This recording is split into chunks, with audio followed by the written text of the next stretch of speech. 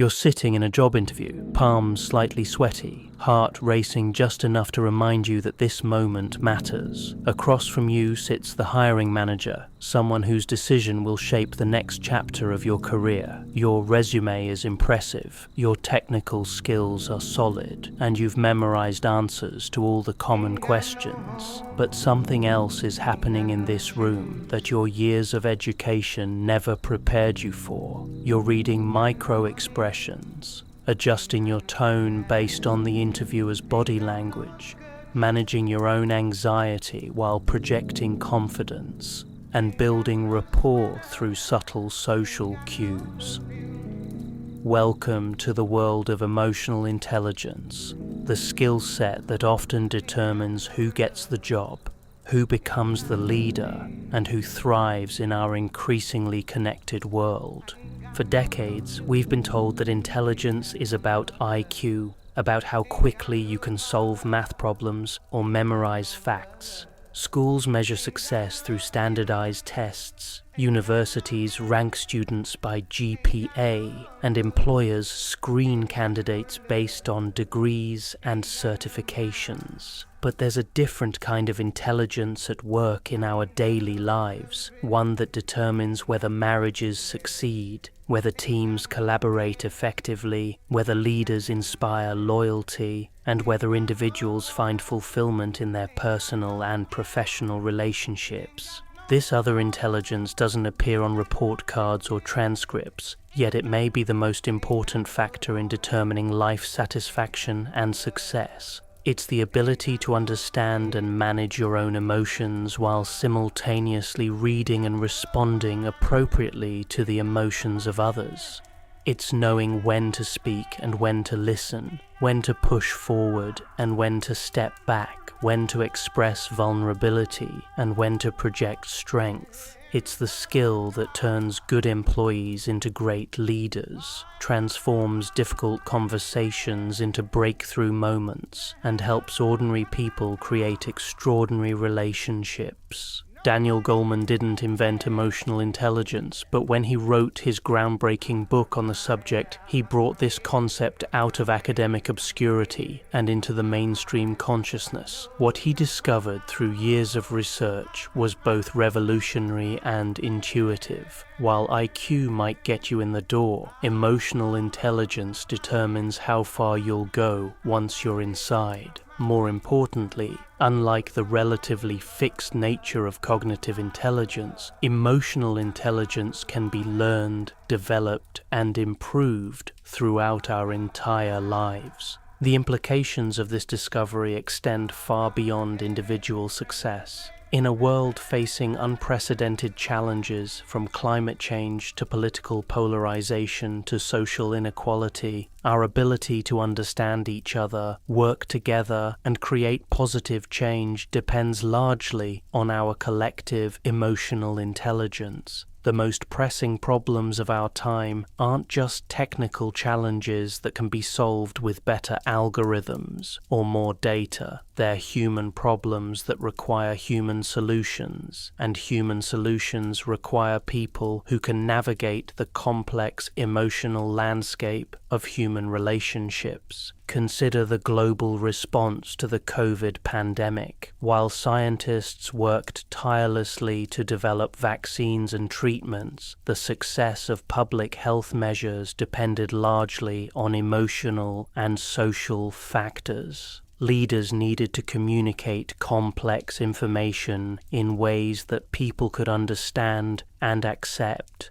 Healthcare workers needed to maintain compassion and resilience in the face of unprecedented stress. Communities needed to balance individual desires with collective responsibility. Families needed to support each other through isolation and uncertainty. At every level, the pandemic revealed both the critical importance of emotional intelligence and the consequences of its absence. As we move forward into an era where artificial intelligence can perform an increasing number of cognitive tasks, the uniquely human abilities that comprise emotional intelligence become even more valuable.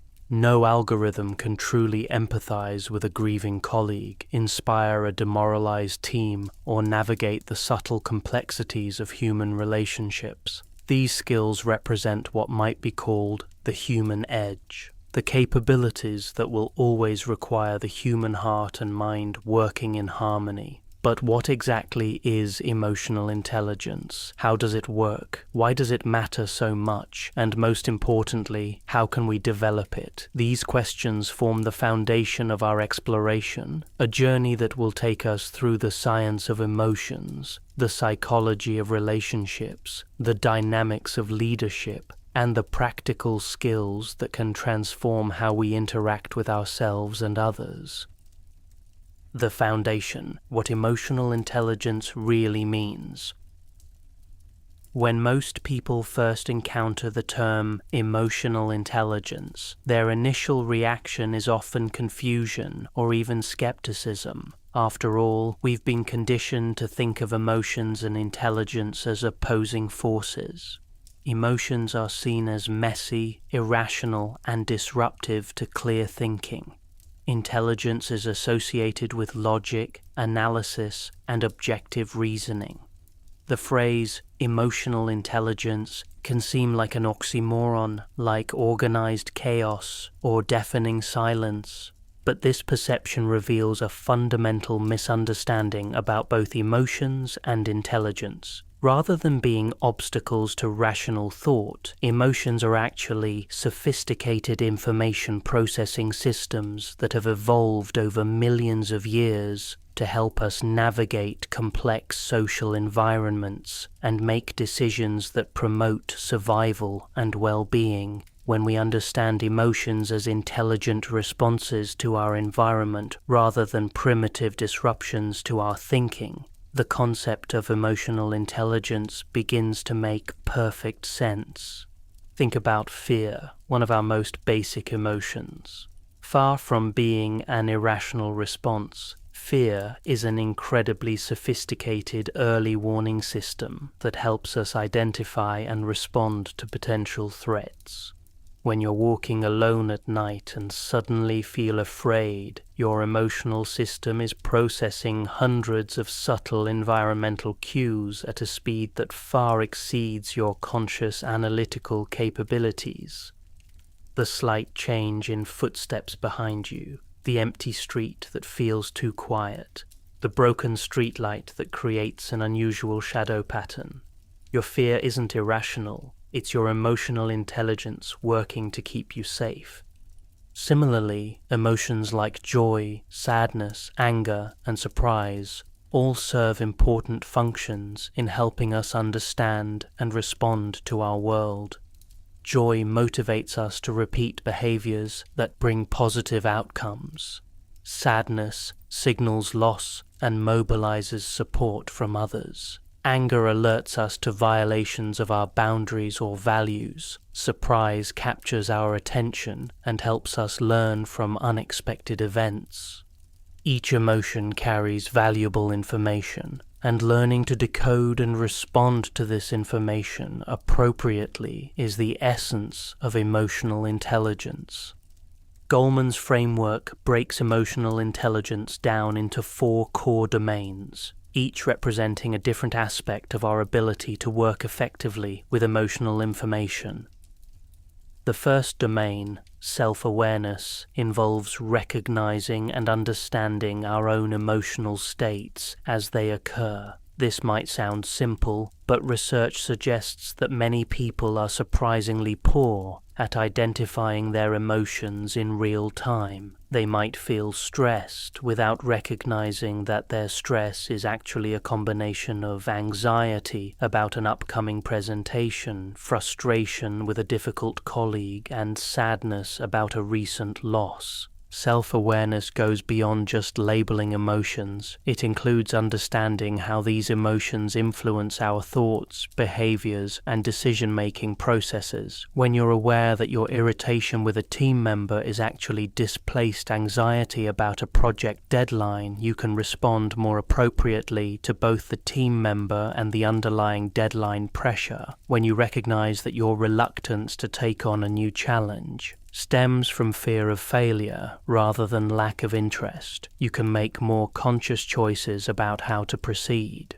The second domain, self-management, builds on self-awareness by focusing on our ability to regulate our emotional responses in productive ways. This doesn't mean suppressing or ignoring emotions, which research shows can be counterproductive and even harmful. Instead, self-management involves experiencing emotions fully while choosing how to express and act on them in ways that serve our long-term goals and relationships. Consider a manager who receives harsh criticism from their boss during a team meeting. Someone with poor self-management might immediately defend themselves, attack back, or shut down completely.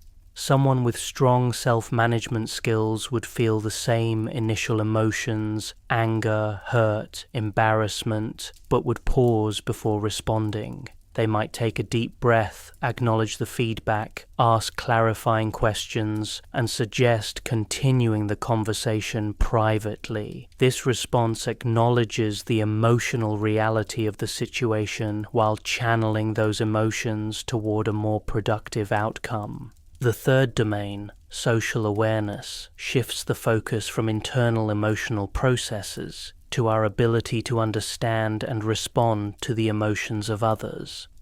This includes empathy, the ability to accurately perceive and understand what others are feeling, but it goes beyond simple emotion recognition. Social awareness involves understanding the emotional dynamics within groups, recognizing unspoken tensions or concerns, and sensing the emotional climate of different environments. A teacher with strong social awareness might notice that a usually engaged student has become withdrawn and recognize this as a sign that something is troubling them, rather than simply assuming the student is being defiant or lazy. A sales professional with good social awareness might pick up on a client's hesitation even when they're saying all the right words and adjust their approach accordingly. This ability to read emotional cues accurately is crucial for building relationships, resolving conflicts, and creating positive environments. The fourth domain, relationship management,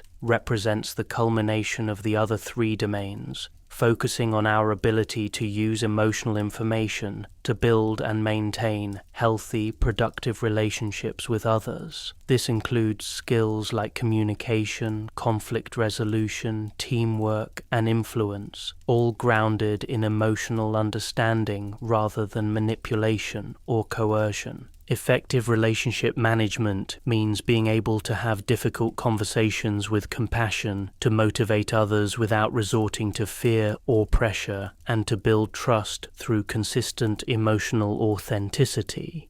It's the difference between a leader who inspires loyalty and one who demands compliance, between a friend who provides genuine support and one who offers empty platitudes, between a partner who creates intimacy and one who maintains emotional distance. What makes emotional intelligence particularly powerful is how these four domains work together synergistically. Self-awareness informs self-management, which creates the emotional stability necessary for accurate social awareness, which provides the foundation for effective relationship management.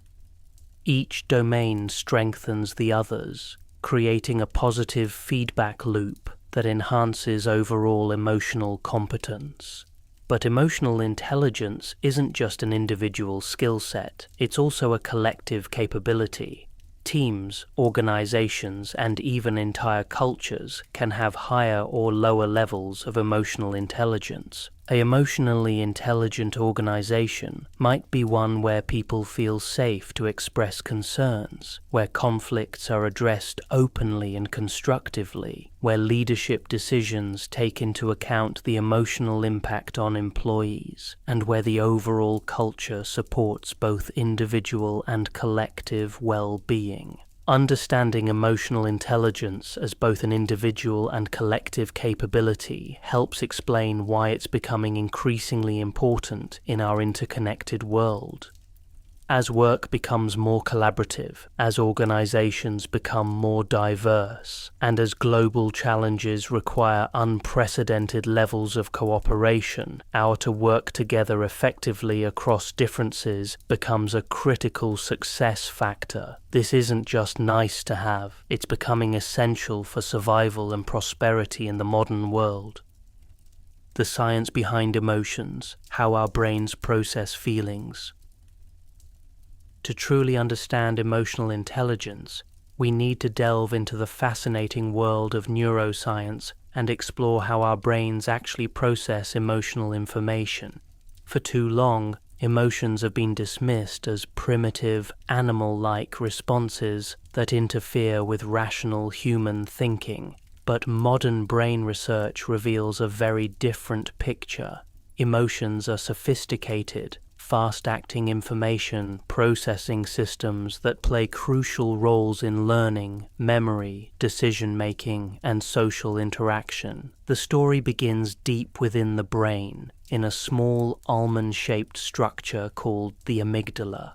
Often referred to as the brain's alarm system, the amygdala processes sensory information incredibly quickly, scanning for potential threats or opportunities and triggering emotional responses before we're even consciously aware of what we're seeing, hearing, or experiencing. This rapid processing happens in what neuroscientist Joseph Ledoux calls the low road, a direct neural pathway that bypasses the thinking brain entirely. Imagine you're walking through the woods and suddenly freeze at the sight of what appears to be a snake on the path ahead. Your heart starts racing, your muscles tense, and you're flooded with fear, all before you've consciously processed what you're seeing. A split second later, your thinking brain catches up and recognizes that the snake is actually just a curved stick. Your amygdala triggered the fear response based on the pattern recognition of something long, thin, and curved on the ground, a reasonable evolutionary precaution given that mistaking a snake for a stick could be fatal, while mistaking a stick for a snake is merely embarrassing. This example illustrates both the power and the limitation of our emotional processing systems. The amygdala is incredibly fast and can potentially save our lives, but it's also relatively crude in its pattern recognition and can trigger intense emotional responses based on incomplete or inaccurate information. This is where the high road comes in, the slower but more sophisticated processing that occurs in the prefrontal cortex, the thinking brain that can analyze situations more carefully and modify emotional responses accordingly. The prefrontal cortex, particularly the areas involved in executive function, serves as the brain's CEO, coordinating information from various regions and making decisions based on both emotional and rational input. When functioning properly, the prefrontal cortex can regulate amygdala activation, helping us respond to situations with appropriate rather than simply automatic emotional reactions. This neural cooperation between the emotional and rational brain systems is the biological foundation of emotional intelligence. But the story becomes even more interesting when we consider how emotions influence every aspect of our mental functioning. Rather than being separate from rational thought, emotions are deeply integrated into our cognitive processes. The neuroscientist Antonio Damasio studied patients who had suffered damage to brain regions involved in emotional processing and found that, despite having intact analytical abilities, they struggled to make good decisions in their personal and professional lives. Without emotional input to help evaluate options and guide choices, these patients became trapped in endless loops of rational analysis, unable to settle on any course of action. This research revealed something profound. Emotions aren't obstacles to good decision-making. They're essential components of it. Our emotional responses to different options help us quickly evaluate potential outcomes, drawing on past experiences and learned associations to guide us toward beneficial choices and away from harmful ones. The feeling of excitement about a new opportunity, the sense of unease about a potential partnership, the warm feeling of connection with a new acquaintance. These emotional signals provide valuable information that pure rational analysis might miss. The integration of emotional and rational processing is particularly evident in our social interactions. When we meet someone new, our brains are constantly processing verbal and nonverbal cues, comparing them to patterns stored in our memory and generating emotional responses that inform our judgments about this person's trustworthiness, competence, and compatibility. This happens largely below the level of conscious awareness, but it profoundly influences how we feel about and behave toward others.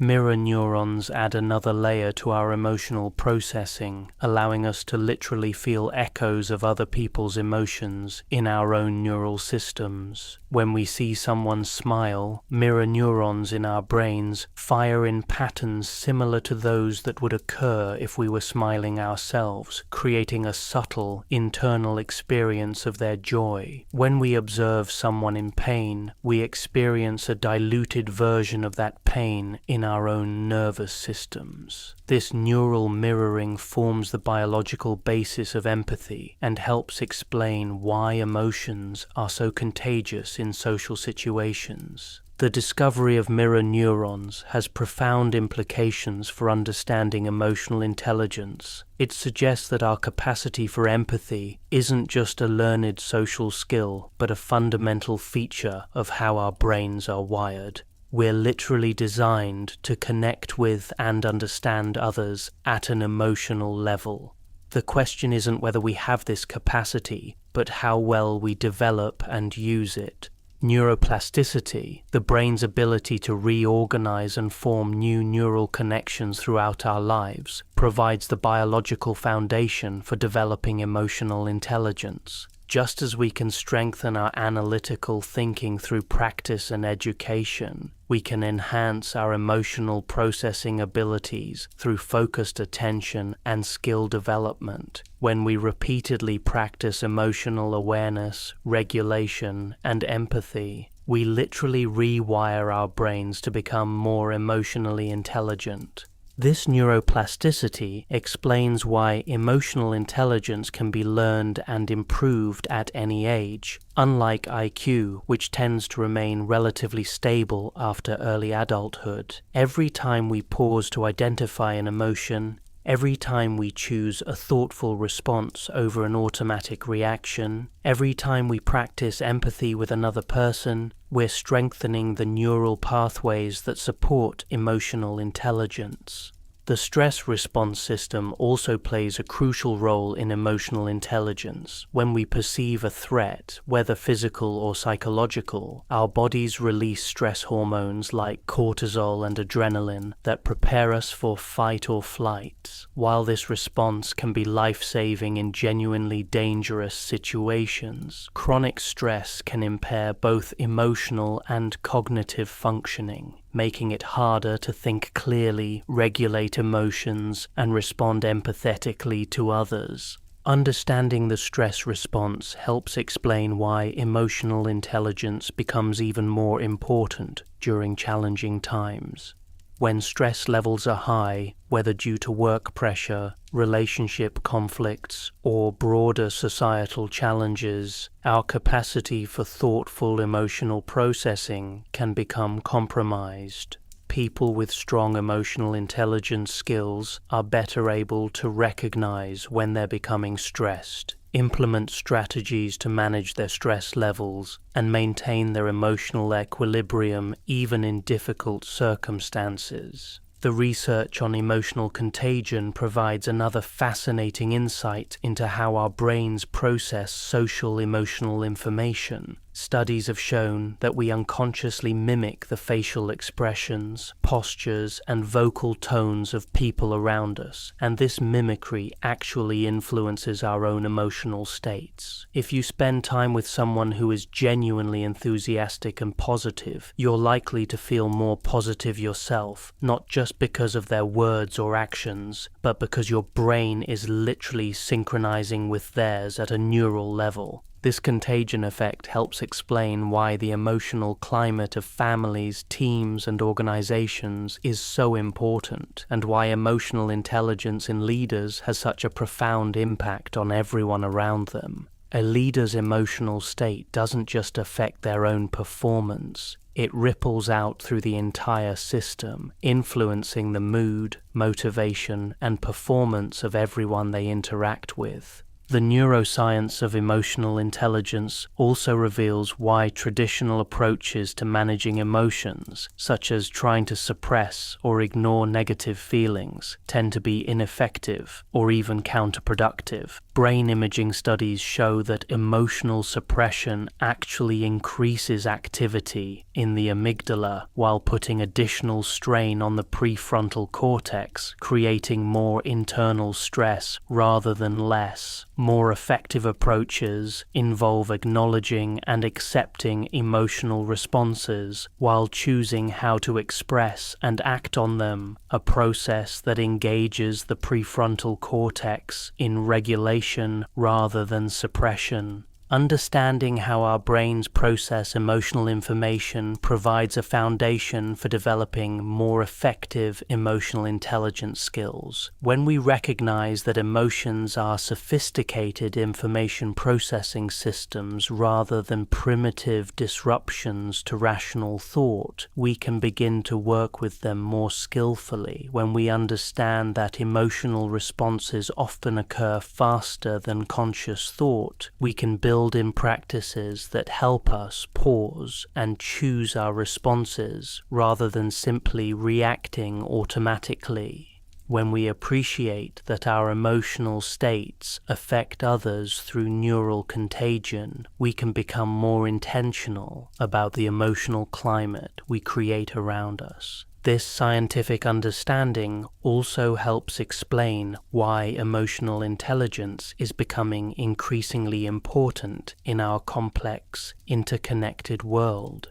As we face challenges that require unprecedented levels of cooperation and coordination, our ability to understand and work effectively with the emotional dimensions of human experience becomes a critical capability for both individual and collective success. The 4 pillars breaking down Goleman's framework. Daniel Goleman's framework for emotional intelligence provides a comprehensive roadmap for understanding and developing our capacity to work effectively with emotions. Rather than treating emotional intelligence as a single, monolithic skill, Goleman recognized that it comprises multiple, interconnected abilities that can be developed independently while supporting each other synergistically. His 4-domain model offers both theoretical clarity and practical guidance for anyone seeking to enhance their emotional capabilities. The first domain, self-awareness, forms the foundation upon which all other emotional intelligence skills are built. Without accurate awareness of our own emotional states, we cannot effectively manage them, nor can we truly understand how our emotions affect others. Yet, self-awareness is surprisingly rare and difficult to develop. Many people go through their days experiencing a constant stream of emotional responses without ever pausing to identify, understand, or learn from these experiences. True self-awareness involves several interrelated capabilities. Emotional awareness means recognizing our emotions as they occur and understanding the subtle distinctions between different emotional states. Rather than simply feeling bad, an emotionally aware person might recognize that they're experiencing a combination of disappointment about a missed opportunity, frustration with their own preparation, and anxiety about future challenges. This granular emotional vocabulary allows for more precise understanding and more targeted responses. Accurate self-assessment involves having a realistic understanding of our own strengths, limitations, and emotional patterns. This means recognizing not just what we're good at, but also where we tend to struggle, what situations trigger strong emotional responses, and how our emotional states affect our performance and relationships. Someone with strong self-assessment skills might recognize that they become overly critical when stressed, tend to avoid conflict even when it would be productive, or perform best when they have time to process information before making decisions. Self-confidence, the third component of self-awareness, involves having a strong sense of self-worth and personal capability. This isn't about arrogance or overconfidence, but rather about having a realistic appreciation of our own value and potential. Self-confident people are more likely to take appropriate risks, express their opinions constructively, and bounce back from setbacks because they have a stable internal sense of their own competence and worth. Developing self-awareness requires intentional practice and often benefits from external feedback. Mindfulness meditation, journaling, and regular reflection can all help increase our awareness of emotional patterns. Seeking feedback from trusted colleagues, friends, or family members can provide valuable outside perspectives on our emotional responses and their effects on others. Some people find it helpful to work with coaches or therapists who can help them develop greater insight into their emotional patterns and triggers. The second domain, self-management, builds directly on self-awareness by focusing on our ability to handle our emotions effectively. While we cannot control the emotions we experience, we have significant influence over how we express and act on those emotions. Self-management is not about suppressing or denying emotions, which research shows can be harmful, but rather about experiencing emotions fully while choosing responses that align with our values and goals. Emotional self-control involves managing disruptive emotions and impulses effectively. This might mean taking a deep breath before responding to criticism, counting to 10 when feeling angry, or excusing ourselves from a situation when emotions are running too high for productive interaction. The key is recognizing when emotions are escalating beyond our ability to manage them effectively and having strategies for regulating our responses. Adaptability refers to our flexibility in handling change and uncertainty.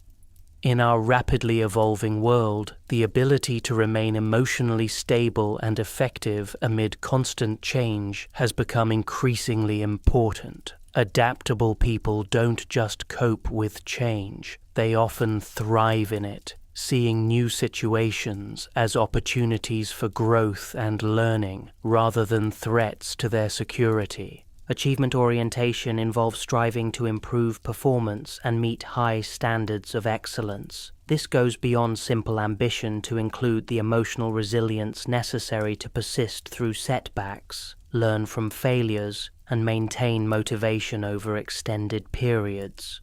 People with strong achievement orientation tend to be intrinsically motivated and find satisfaction in the process of improvement as much as in specific outcomes. Positive outlook, the final component of self-management, involves seeing the good in people, situations, and events.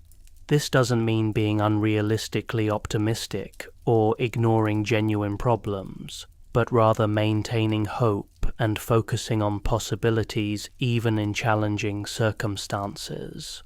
Research shows that positive emotions broaden our thinking and enhance our creativity, making a positive outlook not just pleasant but actually performance-enhancing.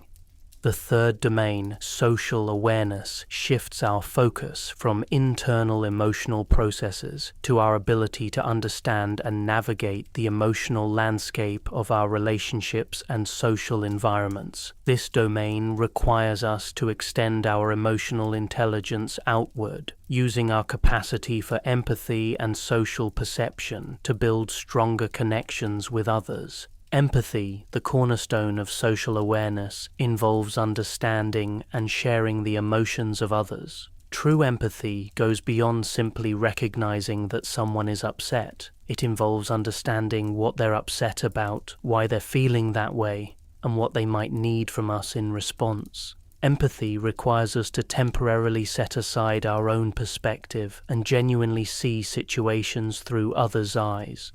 Organizational awareness involves understanding the emotional currents within groups, teams, and organizations. This includes recognizing unspoken alliances, identifying sources of tension or conflict, and understanding how power and influence operate within social systems. Someone with strong organizational awareness might notice that team meetings have become less collaborative since a certain person joined, or recognize that apparent support for a new initiative is actually masking significant underlying resistance. Service orientation involves recognizing and meeting the needs of others, whether customers, colleagues, or community members. This goes beyond simple helpfulness to include a genuine concern for others' well-being and a commitment to contributing to their success. Service-oriented people often find deep satisfaction in helping others achieve their goals and are skilled at identifying how they can be most useful in different situations. Developing social awareness requires us to become more observant of others and more curious about their experiences and perspectives. This might involve paying closer attention to nonverbal cues, asking more questions about others' thoughts and feelings, and practicing perspective-taking exercises that help us see situations from different viewpoints. It also requires us to become more aware of group dynamics and organizational culture, observing patterns of interaction and influence that might not be immediately obvious. The fourth domain, relationship management, represents the culmination of the other three domains, focusing on our ability to use emotional understanding to build and maintain positive, productive relationships with others. This is where emotional intelligence becomes most visible and has its greatest impact on our personal and professional success. Influence involves positively impacting, coaching, and mentoring others, while effectively persuading and gaining support for ideas and initiatives. True influence is based on emotional connection and mutual respect rather than manipulation or coercion. Influential people understand what motivates others and can present ideas in ways that resonate with different audiences, values, and concerns. Coach and mentor capabilities involve helping others develop their own capabilities and achieve their potential. This requires not just expertise in specific areas, but also the emotional skills to provide feedback constructively, support others through challenges, and create environments where growth and learning can occur. Good coaches and mentors understand that development is often more emotional than technical, requiring support for confidence, resilience, and motivation as much as for specific skills. Conflict management involves resolving disagreements and managing disputes constructively. Rather than avoiding conflict or allowing it to escalate destructively, skilled conflict managers can navigate disagreements in ways that strengthen rather than damage relationships. This requires the ability to remain calm under pressure, listen to different perspectives genuinely, and find solutions that address underlying needs rather than just surface positions. Team leadership involves inspiring and guiding groups towards shared goals, while creating positive team climates that enhance both performance and satisfaction. Effective team leaders understand that their primary job is to create conditions where others can do their best work, which requires attention to both task and relationship dimensions of team functioning. Inspirational leadership goes beyond simple team leadership to include the ability to inspire and guide individuals and groups toward compelling visions of the future. Inspirational leaders don't just manage tasks, they connect with people's deeper motivations and aspirations, helping them see how their individual contributions serve larger purposes that matter to them personally. What makes Goleman's framework particularly powerful is how these four domains work together synergistically. Self-awareness provides the foundation for self-management, which creates the emotional stability necessary for accurate social awareness, which in turn enables effective relationship management. Each domain supports and enhances the others, creating a positive feedback loop that continuously improves our overall emotional intelligence. Moreover, the framework recognizes that emotional intelligence is not a fixed trait, but a set of learnable skills. While people may have natural tendencies or starting points in different areas, everyone can improve their capabilities across all four domains through focused attention and practice. This gives the framework both diagnostic power, helping us identify our current strengths and development needs, and prescriptive power, providing clear direction for improvement efforts. The practical applications of this framework extend across every area of life.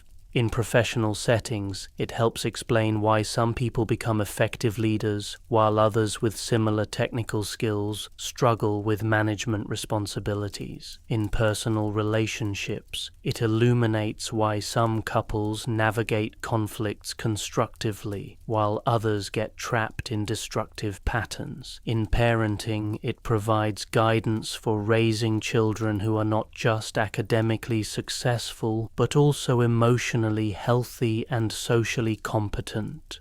Understanding and developing capabilities across all four domains of emotional intelligence isn't just about individual success. It's about creating a more emotionally intelligent world where people can work together more effectively, resolve conflicts more constructively, and support each other's growth and well-being more consistently. In our increasingly complex and interconnected world, these capabilities are becoming not just nice to have, but essential for both individual flourishing and collective progress. Self-awareness, the starting point of emotional growth.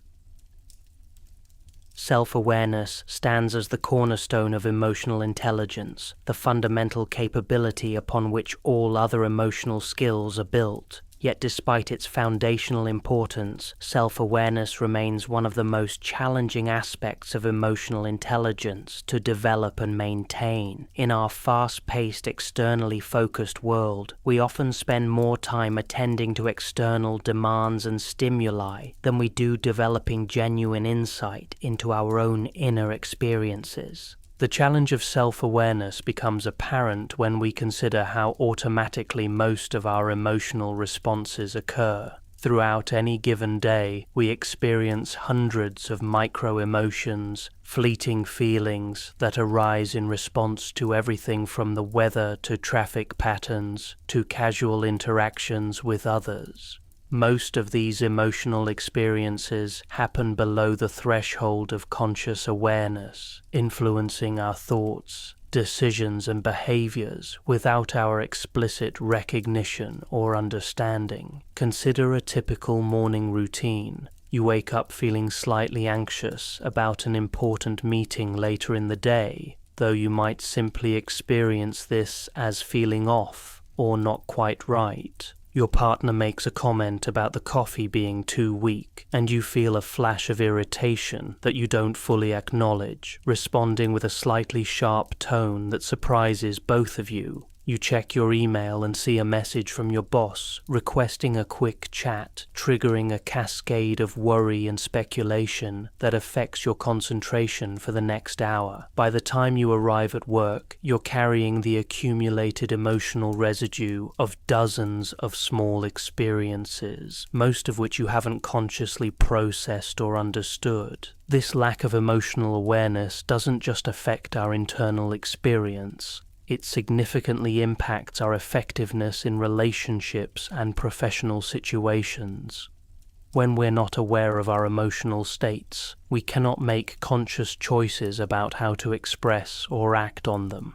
We become reactive rather than responsive, allowing our emotions to drive our behavior rather than using emotional information to inform more thoughtful choices. Developing self-awareness requires us to become more curious about our inner experience and more skilled at recognizing and interpreting emotional signals. This begins with learning to pause periodically throughout the day and simply notice what we're feeling.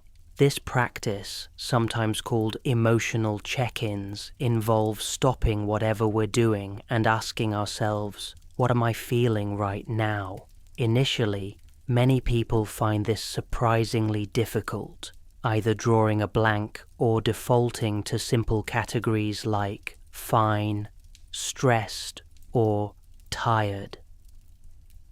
Building emotional vocabulary becomes crucial for developing more nuanced self-awareness. Just as we wouldn't expect to discuss complex ideas with a limited vocabulary, we cannot fully understand our emotional experiences without words to describe them accurately. Research by psychologist Lisa Feldman Barrett suggests that people with more granular emotional vocabulary actually experience emotions differently, with greater precision and less intensity than those who use more general emotional categories. The difference between feeling angry and recognizing that you're experiencing frustrated disappointment with a touch of betrayal isn't just semantic, it's functional. The more precisely we can identify our emotions, the more appropriately we can respond to them. Frustration might call for problem solving, disappointment might need grieving, and betrayal might require a conversation about boundaries and expectations. A general sense of anger might lead to unfocused reactivity that doesn't address the underlying issues. Self-awareness also involves understanding the triggers that tend to activate strong emotional responses. We all have certain situations, people, or topics that reliably generate intense feelings, often rooted in past experiences, personal values, or deep-seated fears and desires. Someone who values autonomy might have strong reactions to micromanagement. Someone who experienced criticism harshly as a child might be particularly sensitive to feedback. Someone who prizes fairness might become angry when they perceive injustice, even in situations that don't directly affect them. Recognizing these emotional patterns allows us to prepare for and manage challenging situations more effectively. If you know that you tend to become defensive when receiving feedback, you can prepare strategies for staying open and curious during performance reviews. If you recognize that you get overwhelmed in large group meetings, you can develop techniques for staying grounded and focused. If you understand that you're particularly sensitive to rejection, you can frame disappointments in ways that protect your self-esteem while still allowing for learning and growth. The body provides another crucial source of information for developing self-awareness. Emotions are not just mental phenomena, they're whole body experiences that generate physical sensations, changes in posture, breathing patterns, and energy levels. Learning to read these bodily signals can provide early warning systems for emotional responses before they become overwhelming or problematic. Anxiety might first appear as a tightness in the chest or butterflies in the stomach. Anger might manifest as tension in the jaw or shoulders, Sadness might feel like heaviness in the limbs or a hollow sensation in the abdomen. Joy might create a sense of lightness or expansion. By becoming more attuned to these physical sensations, we can recognize emotional responses earlier and respond more skillfully. Regular reflection practices can significantly enhance self-awareness. This might involve daily journaling about emotional experiences, weekly review sessions where we consider patterns and insights, or periodic, deeper reflection on how our emotions are affecting our relationships and performance. The key is creating structured opportunities to step back from the immediacy of daily experience and develop perspective on our emotional patterns and their consequences. Feedback from others can also provide valuable information for developing self-awareness, though this requires both courage to seek input and wisdom to evaluate it constructively. Sometimes others can see patterns in our emotional responses that we cannot see ourselves, particularly when those patterns involve blind spots or defensive reactions. A trusted friend might observe that we become withdrawn when stressed. A colleague might notice that we interrupt more when passionate about a topic, or a partner might recognize that we use humor to deflect difficult conversations. The practice of mindfulness meditation has been shown to significantly enhance self-awareness by training our capacity to observe our thoughts, emotions, and sensations without immediately reacting to them. Regular meditation practice helps develop what psychologists call metacognitive awareness, the ability to step back and observe our own mental processes. This observer perspective allows us to see our emotions more clearly and choose more conscious responses to them. Self-awareness also involves understanding how our emotions affect our thinking and decision-making processes. When we're anxious, we tend to focus on potential problems and worst-case scenarios. When we're excited, we might overlook important details or risks. When we're sad, we might see situations as more hopeless than they actually are. When we're angry, we might make decisions based on immediate feelings rather than longer-term considerations. Recognizing these emotion-cognition connections allows us to make better decisions and communicate more effectively. If you realize that your pessimistic assessment of a project proposal is influenced by your current disappointment about a different setback, you can consciously seek additional perspectives before making a final judgment. If you recognize that your enthusiasm for a new idea might be causing you to minimize potential obstacles, you can specifically look for challenges you might be overlooking. The development of self-awareness is not a one-time achievement, but an ongoing practice that deepens throughout our lives. As we encounter new situations, face different challenges, and grow in maturity and experience, we discover new aspects of ourselves and develop more sophisticated understanding of our emotional patterns and responses. This ongoing development is one of the most rewarding aspects of emotional intelligence work, as increased self-awareness generally leads to greater authenticity, more satisfying relationships, and more effective performance across all areas of life. Perhaps most importantly, self-awareness creates the foundation for personal agency and choice. When we understand our emotions clearly, we can work with them skillfully rather than being unconsciously driven by them. We can use emotional information to make better decisions, build stronger relationships, and create lives that align more closely with our deepest values and aspirations. In this way, self-awareness becomes not just a component of emotional intelligence, but a pathway to greater freedom and fulfillment in all aspects of our lives. Self-management, mastering your inner world.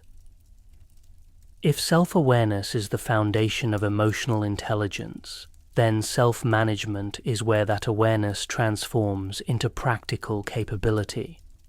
Having insight into our emotional states is valuable, but the real test of emotional intelligence comes in our ability to handle those emotions effectively, channeling them in ways that serve our goals and relationships rather than undermining them. Self-management represents the bridge between understanding ourselves and being effective in the world. The concept of self-management is often misunderstood as emotional suppression or control, but effective self-management is actually much more nuanced and sophisticated. Rather than trying to eliminate or suppress difficult emotions, skilled self-management involves experiencing emotions fully while choosing how to express and act on them in ways that align with our values and long-term objectives. This requires a delicate balance between emotional authenticity and behavioral intentionality. Consider the experience of receiving harsh criticism in a public setting. The immediate emotional response might include hurt, anger, embarrassment, and defensiveness. Poor self-management might involve immediately arguing back, shutting down completely, or making sarcastic comments that escalate the conflict. Excessive self-suppression might involve pretending the criticism doesn't affect us while internally seething with resentment. Effective self-management would acknowledge the full range of emotional responses while choosing a course of action that serves both our own needs and the larger situation. This might involve taking a deep breath to create space between the emotional trigger and our response, thanking the person for their feedback, asking clarifying questions to understand their perspective better, and suggesting a time to discuss the matter further in private. Such a response doesn't deny or minimize the emotional impact of the criticism, but it channels those emotions toward a more productive outcome that preserves relationships and creates opportunities for learning and growth. The development of self-management skills begins with recognizing the space between stimulus and response that Viktor Frankl identified as the source of human freedom and dignity. In that space lies our power to choose our response rather than simply reacting automatically to whatever happens to us. Expanding this space through practice and skill development is one of the most empowering aspects of emotional intelligence work. Breathing techniques provide one of the most accessible and immediate tools for self-management. When we're experiencing strong emotions, our breathing patterns typically change, becoming more shallow, rapid, or irregular. By consciously slowing and deepening our breathing, we can activate the parasympathetic nervous system, which promotes calm and clear thinking.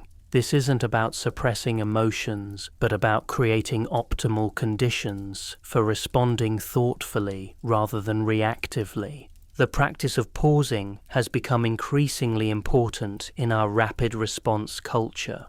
Many situations that feel urgent actually allow for a brief pause that can dramatically improve our response quality. This might mean counting to 10 before responding to a provocative email, taking a moment to consider our words before speaking in a heated discussion, or stepping away from a situation entirely when emotions are running too high for productive interaction. Cognitive reframing represents another powerful self-management tool involving the ability to consciously shift our perspective on challenging situations, rather than being victims of our automatic interpretations. We can learn to generate alternative explanations and viewpoints that reduce emotional reactivity and increase our range of response options. If a colleague doesn't respond to our email, we might initially interpret this as disrespect or dismissal,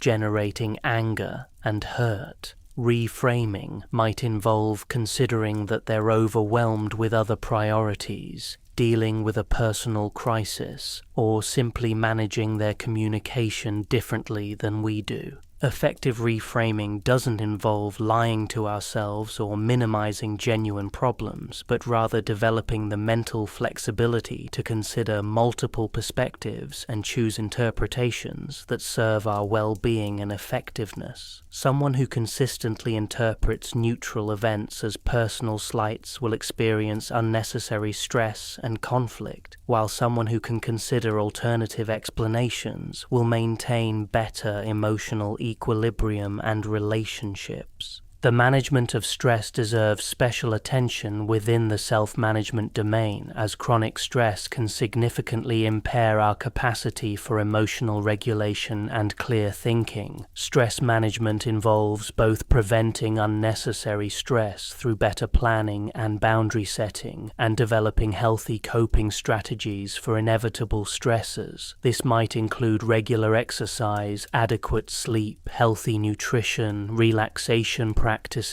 social support, and engaging in activities that provide joy and meaning. Understanding our personal stress signals becomes crucial for effective stress management. Some people experience stress primarily as physical symptoms like headaches, muscle tension, or digestive issues. Others notice changes in their thinking patterns, becoming more negative, scattered, or indecisive. Still others recognize stress through changes in their behavior, such as withdrawing from others, becoming more irritable, or engaging in unhealthy habits. Learning to recognize these early warning signs allows for proactive stress management before stress levels become overwhelming. The concept of emotional granularity plays an important role in self-management as well. The more precisely we can identify what we're feeling, the more specifically we can respond to those feelings. Someone who can distinguish between disappointment, frustration, and anger can tailor their self-management strategies accordingly.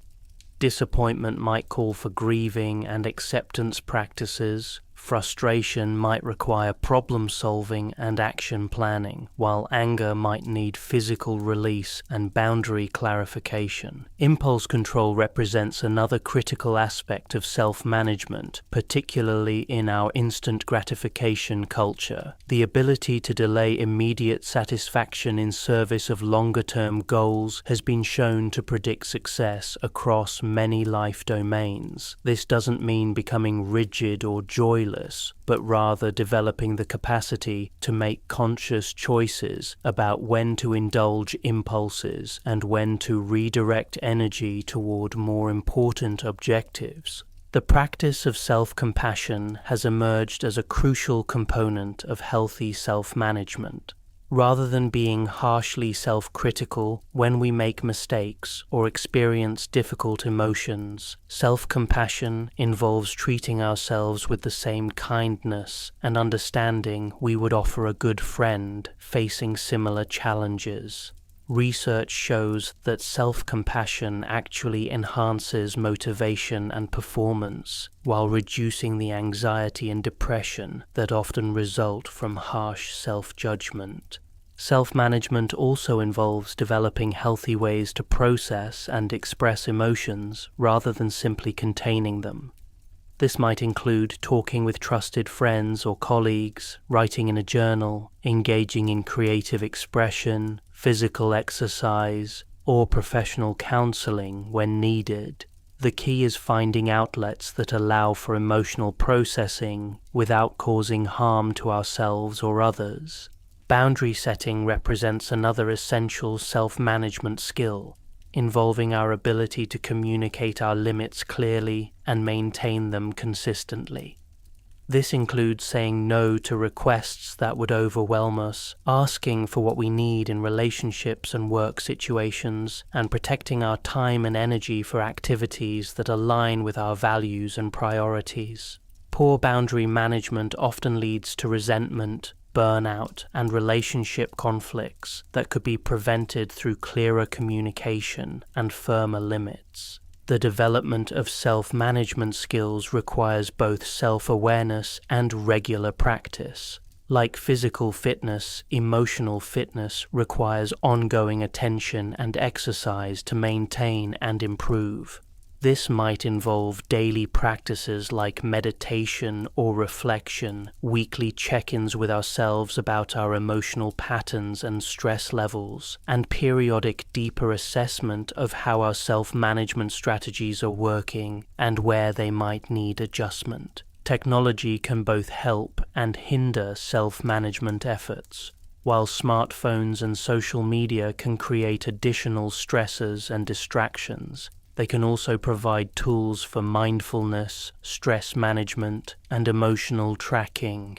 Apps for meditation, breathing exercises, mood monitoring, and habit formation can support self-management development, though they work best when integrated with human support and real-world practice. The workplace presents particular challenges for self-management, as professional environments often require us to manage emotions while maintaining performance standards and relationship obligations. This might involve staying calm during difficult client interactions, managing disappointment about missed promotions, or handling conflicts with colleagues constructively. Developing workplace-specific self-management skills often requires understanding organizational culture, building supportive relationships with colleagues, and creating systems for managing work-related stress.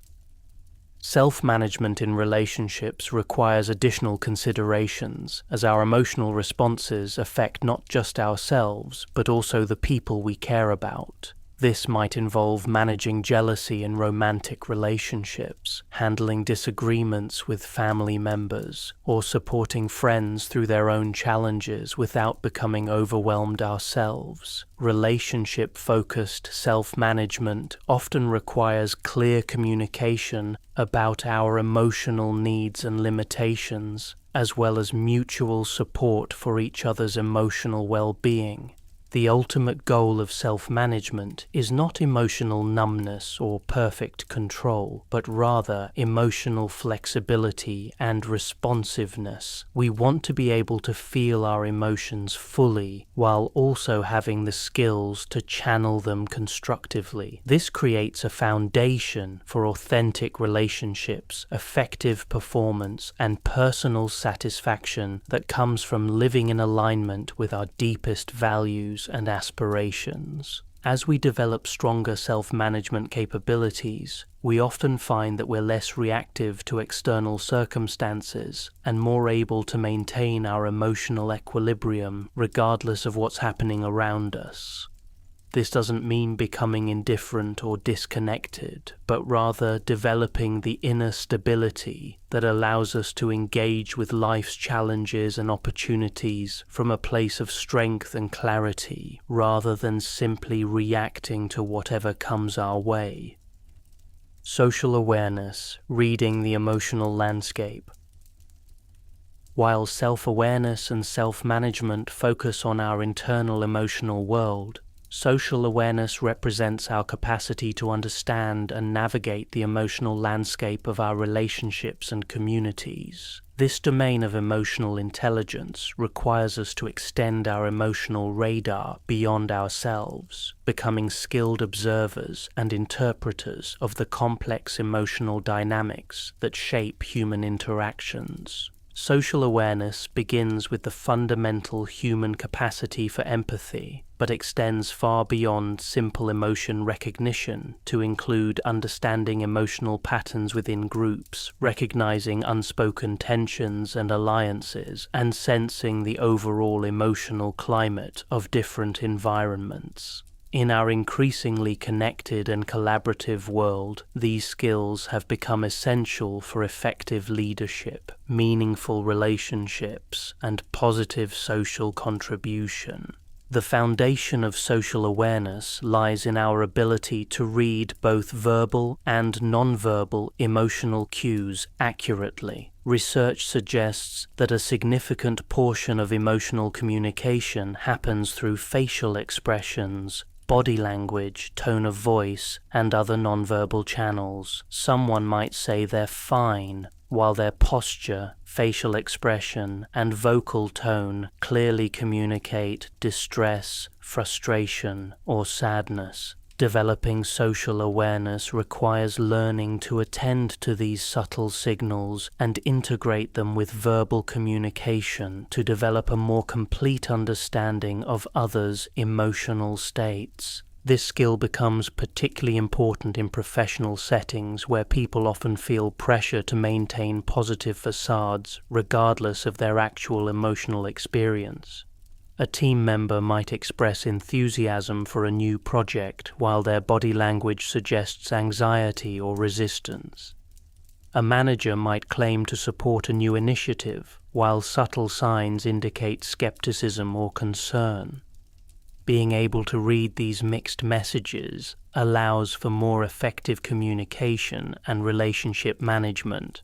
However, reading emotional cues accurately requires us to avoid the trap of projection, where we assume others are feeling what we would feel in similar circumstances. Cultural differences, personality variations, and individual communication styles all affect how emotions are expressed and should be interpreted. Someone from a culture that values emotional restraint might appear uninterested when they're actually deeply engaged. Someone with an introverted personality might seem withdrawn when they're simply processing information internally. Developing accurate social awareness requires cultivating genuine curiosity about others' perspectives and experiences rather than making assumptions based on our own emotional patterns. This involves asking questions, listening carefully to responses, and checking our interpretations rather than assuming we understand what others are feeling or thinking.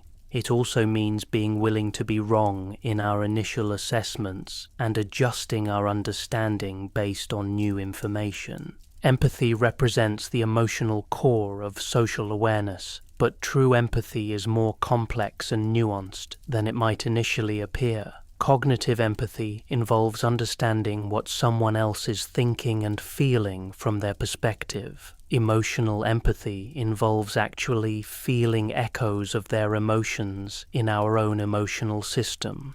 Compassionate empathy combines understanding and feeling with a desire to help or support the other person appropriately. Different situations call for different types of empathic response. A friend going through a difficult divorce might benefit most from emotional empathy, where we allow ourselves to feel some of their pain and provide comfort through our emotional presence. A colleague struggling with a work challenge might need cognitive empathy, where we understand their perspective and frustration while maintaining enough emotional distance to offer helpful problem-solving support. A family member dealing with addiction might require compassionate empathy, where we understand their struggle and maintain caring concern while setting appropriate boundaries.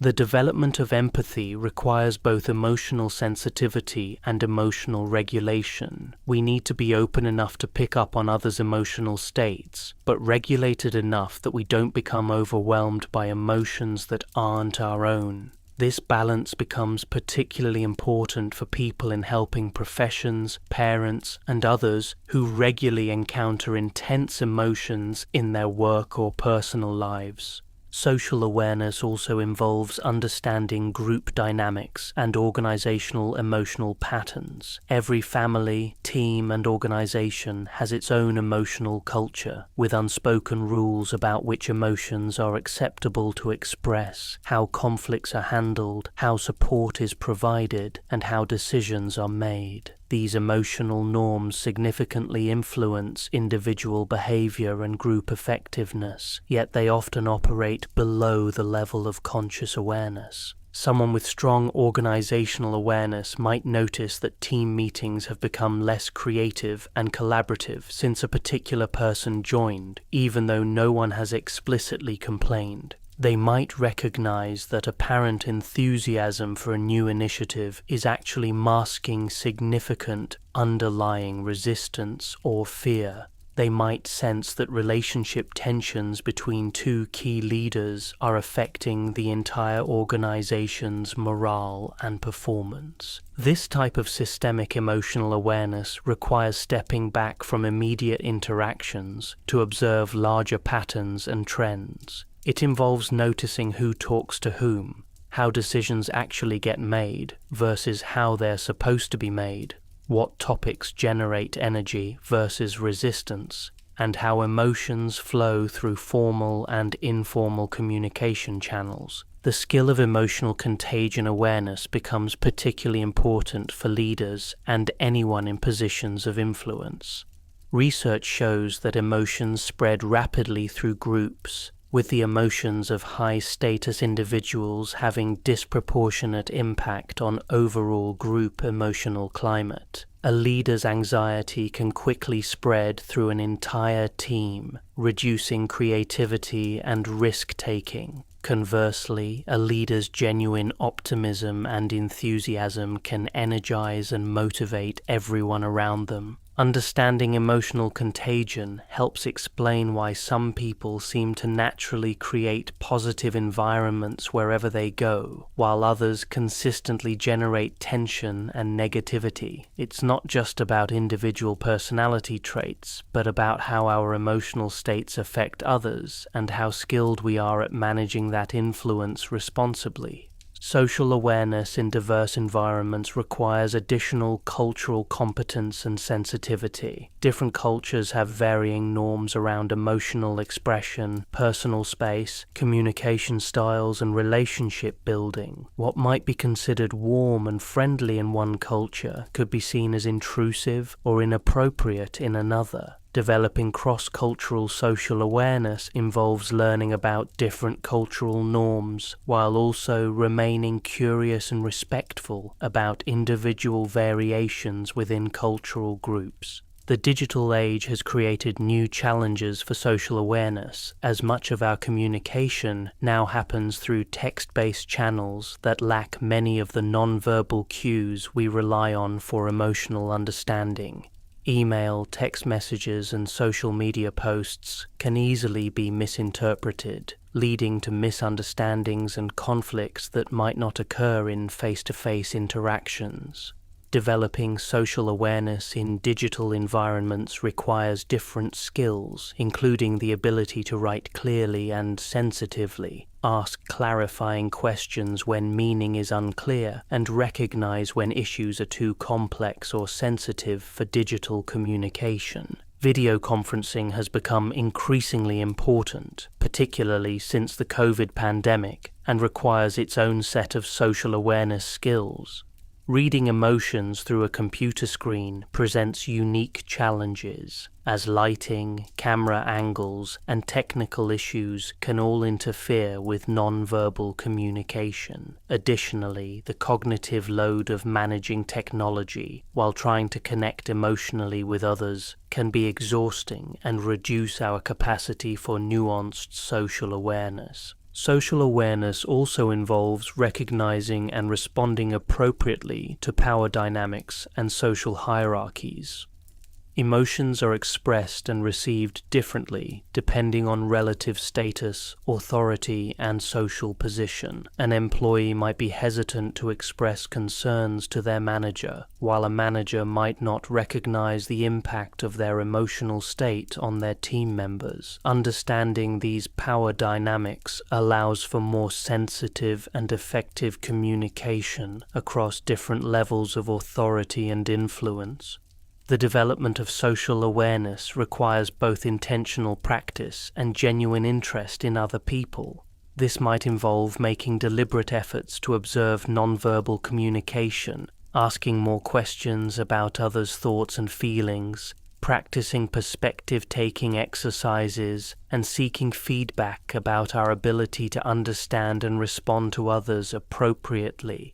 Mindfulness practices can enhance social awareness by training our capacity to be present and attentive during interactions rather than being distracted by our own internal dialogue or external concerns. When we're fully present with others, we're more likely to pick up on subtle emotional cues and respond appropriately to their needs and concerns. Perhaps most importantly, social awareness requires us to balance attention to others with maintenance of our own emotional boundaries and well-being. While empathy and emotional sensitivity are valuable qualities, they can become problematic if they lead to emotional overwhelm or loss of our own identity and needs. Healthy social awareness involves caring about others while also taking care of ourselves, understanding others while maintaining our own perspective, and supporting others while respecting our own limitations. As we develop stronger social awareness, we often find that our relationships become more satisfying and effective. We're better able to provide support when it's needed, avoid misunderstandings and conflicts, and create positive emotional climates in our families, teams, and communities. This enhanced relational effectiveness not only improves our own life satisfaction, but also contributes to the emotional well-being of everyone around us. Relationship management, the art of human connection. Relationship management represents the culmination of emotional intelligence, where self-awareness, self-management, and social awareness converge to create our capacity for building and maintaining positive, productive relationships with others. This domain encompasses all the ways we use emotional understanding to influence, collaborate, communicate, and connect with people in both personal and professional contexts. Unlike the previous domains, which focus primarily on awareness and understanding, relationship management is fundamentally about action and impact. It's where emotional intelligence becomes most visible and measurable, as the quality of our relationships provides tangible evidence of our emotional competence. Whether we're leading a team, raising children, maintaining friendships, or building romantic partnerships, our relationship management skills determine not just our own satisfaction and success, but also the well-being and effectiveness of everyone around us. The foundation of effective relationship management lies in understanding that all human behavior, including our own, is driven by underlying needs, fears, desires, and values. When we can recognize and respond to these deeper motivational factors, rather than just surface behaviors, we become much more effective at building trust, resolving conflicts, and creating mutually beneficial outcomes. Consider a situation where a team member consistently arrives late to meetings. A surface-level response might involve criticism, warnings, or eventual disciplinary action. A relationship management approach would first seek to understand what's driving the behavior. Perhaps the person is overwhelmed with competing priorities and needs help with time management. Maybe they're dealing with family challenges that make mornings particularly difficult. Possibly they feel disengaged from the team, and their tardiness reflects a deeper motivational issue. By addressing underlying causes rather than just symptoms, relationship management approaches often generate more lasting and positive results. Communication skills form the practical foundation of relationship management, but effective communication in emotionally intelligent terms goes far beyond simply exchanging information clearly. It involves creating emotional safety, demonstrating genuine interest in others' perspectives, and using language that builds connection rather than creating distance or defensiveness. Active listening represents one of the most important yet underutilized communication skills. True active listening involves giving someone our complete attention, suspending our own agenda temporarily, and focusing entirely on understanding their experience. This means listening not just to words, but to emotions, not just to content, but to context, and not just to what's being said, but to what might be left unsaid. Most people are remarkably poor listeners, spending conversation time formulating their own responses rather than truly absorbing what others are communicating.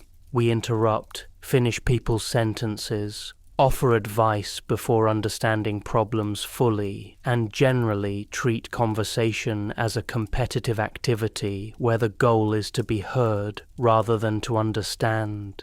Active listening requires us to slow down, become genuinely curious about others' experiences, and resist the urge to immediately offer solutions or judgments. The art of asking powerful questions can dramatically enhance relationship quality and effectiveness. Instead of making statements or giving advice, skilled relationship managers often use questions to help others explore their own thoughts and feelings, discover their own insights, and develop their own solutions. Questions like, "What's most important to you about this situation?" or "How do you think we might approach this differently?"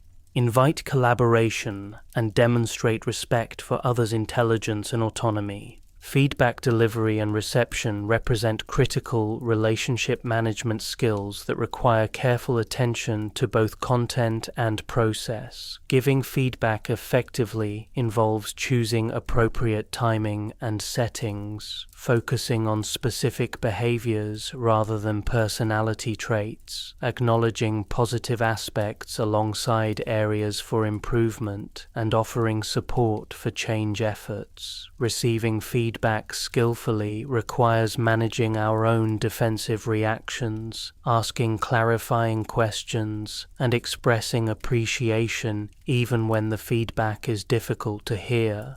The management of conflict deserves special attention within relationship management, as our ability to navigate disagreements constructively often determines whether relationships strengthen or deteriorate over time. Conflict is inevitable in any meaningful relationship, but the way we handle conflict makes all the difference in outcomes. Effective conflict management begins with recognizing conflict as an opportunity for deeper understanding and stronger connection, rather than as a threat to be avoided or a battle to be won. This requires shifting from adversarial thinking to collaborative problem solving, from trying to prove we're right to trying to understand different perspectives, and from protecting our own interests to finding solutions that work for everyone involved.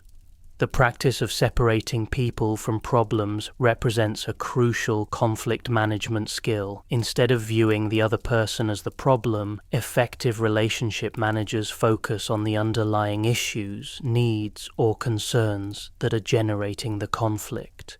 This might involve statements like, "I can see that we both care about this project's success, and we have different ideas about how to achieve it," rather than, "You're being unreasonable about this project." Emotional regulation during conflict becomes particularly challenging, as conflicts tend to activate our threat detection systems and generate fight-or-flight responses. Learning to stay calm, curious, and compassionate during disagreements requires both self-management skills and a genuine commitment to relationship preservation. This might involve taking breaks when emotions escalate, using breathing techniques to maintain equilibrium, or explicitly acknowledging emotions without being overwhelmed by them. Trust building and maintenance represent perhaps the most fundamental aspects of relationship management. Trust develops through consistency between our words and actions, through reliability in following through on commitments, through vulnerability in sharing our authentic thoughts and feelings, and through demonstrated care for others' well-being alongside our own. Trust can be built gradually through small positive interactions, but it can also be damaged or destroyed through single significant betrayals or patterns of inconsistent behavior. Rebuilding trust after it's been damaged requires acknowledging responsibility for our part in the breakdown, demonstrating genuine commitment to change, and patiently allowing time for others to observe new patterns of behavior. The skill of influence represents another crucial component of relationship management, particularly in leadership and parenting contexts. Ethical influence is based on understanding what motivates others and helping them see how their own interests align with desired outcomes, rather than using manipulation, coercion, or deception to get what we want. Effective influence often involves connecting with others' values and aspirations, helping them see how particular actions or decisions serve their own goals and well-being. This requires genuine understanding of what matters to other people, not just what matters to us. A manager might influence team performance by helping individuals see how their work contributes to meaningful organizational goals that align with their personal values, rather than simply demanding compliance through authority or threats. The development of others represents an advanced relationship management skill that involves using our emotional intelligence to support other people's growth and development. This might include mentoring colleagues, coaching team members, parenting children, or simply being a supportive friend or partner. Effective development of others requires understanding where they are in their own journey, what they're ready to learn, and how to provide appropriate challenge and support. Creating positive emotional climates becomes increasingly important as we take on leadership roles or become central figures in families and communities. Our emotional state and behavior significantly influence the overall atmosphere of any group we're part of, and skilled relationship managers understand how to use this influence constructively. This might involve maintaining optimism during challenging times, celebrating successes and milestones, acknowledging and processing difficulties openly, and modeling the kind of emotional behavior we want to see from others. Research shows that positive emotional climates enhance creativity, collaboration, and performance while reducing stress and turnover. Relationship management in our digital age requires adapting traditional interpersonal skills to new communication channels and platforms. Building relationships through email, video calls, and social media presents unique challenges and opportunities that weren't present in earlier generations. Learning to create emotional connection through digital channels while avoiding the misunderstandings that can arise from reduced nonverbal communication has become an essential modern skill. The integration of all relationship management skills requires ongoing practice and refinement. Unlike technical skills that can be learned once and applied repeatedly, relationship skills must be adapted to different personalities, cultures, situations, and contexts. What works well with one person might be ineffective or even counterproductive with another, requiring us to develop flexibility and sensitivity in our approach. Perhaps most importantly, effective relationship management requires us to maintain our own authenticity and integrity while adapting to others' needs and preferences. This means being genuinely ourselves while also being responsive to what others need from us in different situations. It's a delicate balance between staying true to our own values and being flexible enough to build positive connections with people who might be very different from us.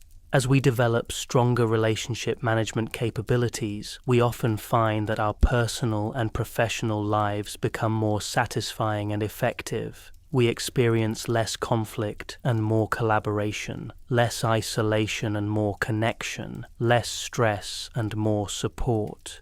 Moreover, our enhanced relationship skills contribute to the well-being and success of everyone around us, creating positive ripple effects that extend far beyond our immediate circle of influence.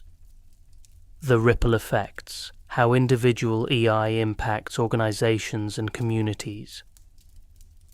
The influence of emotional intelligence extends far beyond individual success and satisfaction, creating ripple effects that transform teams, organizations, and entire communities. When we consider how emotions spread through social networks, how leadership behavior affects organizational culture, and how collective emotional intelligence shapes societal outcomes, we begin to understand that developing our own emotional intelligence is not just a personal development activity, but a form of social contribution. The science of emotional contagion helps explain how individual emotional intelligence creates these broader impacts. Research by psychologist Elaine Hatfield and others has demonstrated that emotions are literally contagious, spreading from person to person through unconscious mimicry of facial expressions, postures, and vocal tones.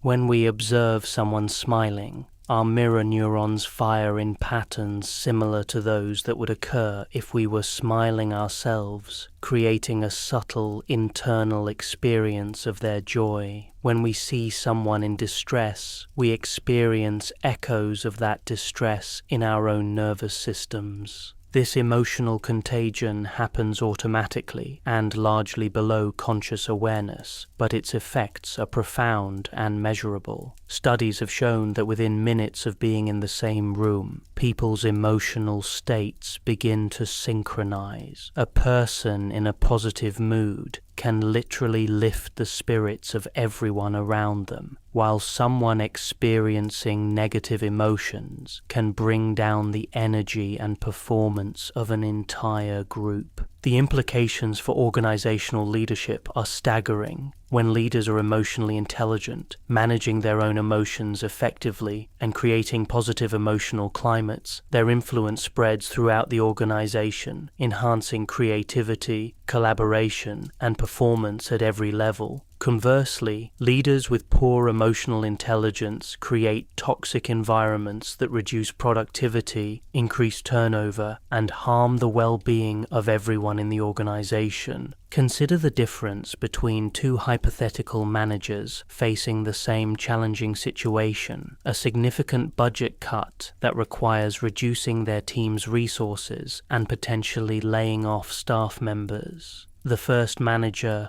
low in emotional intelligence, might respond with visible anxiety and anger, complaining about upper management decisions, expressing pessimism about the organization's future, and creating an atmosphere of fear and uncertainty. Their emotional state would quickly spread to their team, reducing morale, increasing stress, and potentially leading to decreased performance at precisely the time when high performance is most needed. The second manager, high in emotional intelligence, might experience the same initial emotions of concern and disappointment, but would manage them differently. They might acknowledge the difficulty of the situation honestly, while maintaining hope and focus on constructive solutions. They would communicate clearly about what is known and unknown, involve team members in problem solving where appropriate, and demonstrate confidence in the team's ability to navigate the challenges successfully. Their emotional state of calm determination and realistic optimism would spread to their team, enhancing resilience and creative problem solving during a difficult period. The organizational benefits of emotional intelligence extend across all aspects of business performance. Teams with emotionally intelligent members communicate more effectively, resolve conflicts more constructively, and collaborate more creatively. Customer service improves when employees can read and respond appropriately to customer emotions. Sales performance increases when salespeople can build genuine rapport and trust with clients. Innovation flourishes when organizations create psychologically safe environments where people feel comfortable sharing ideas and taking risks.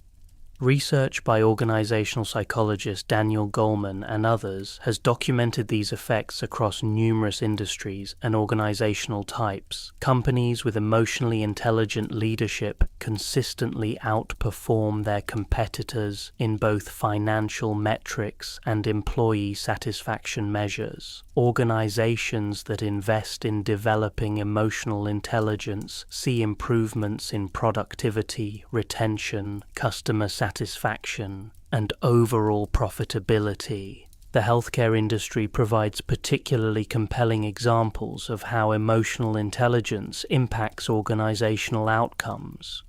Hospitals and medical practices with emotionally intelligent staff create better patient experiences, achieve better health outcomes, and experience lower rates of medical errors and malpractice claims. When healthcare providers can manage their own stress effectively while demonstrating empathy and compassion for patients and families, the healing environment itself becomes more therapeutic. Educational institutions represent another domain where emotional intelligence has profound organizational impact. Schools with emotionally intelligent teachers and administrators create learning environments where students feel safe, supported, and motivated to learn.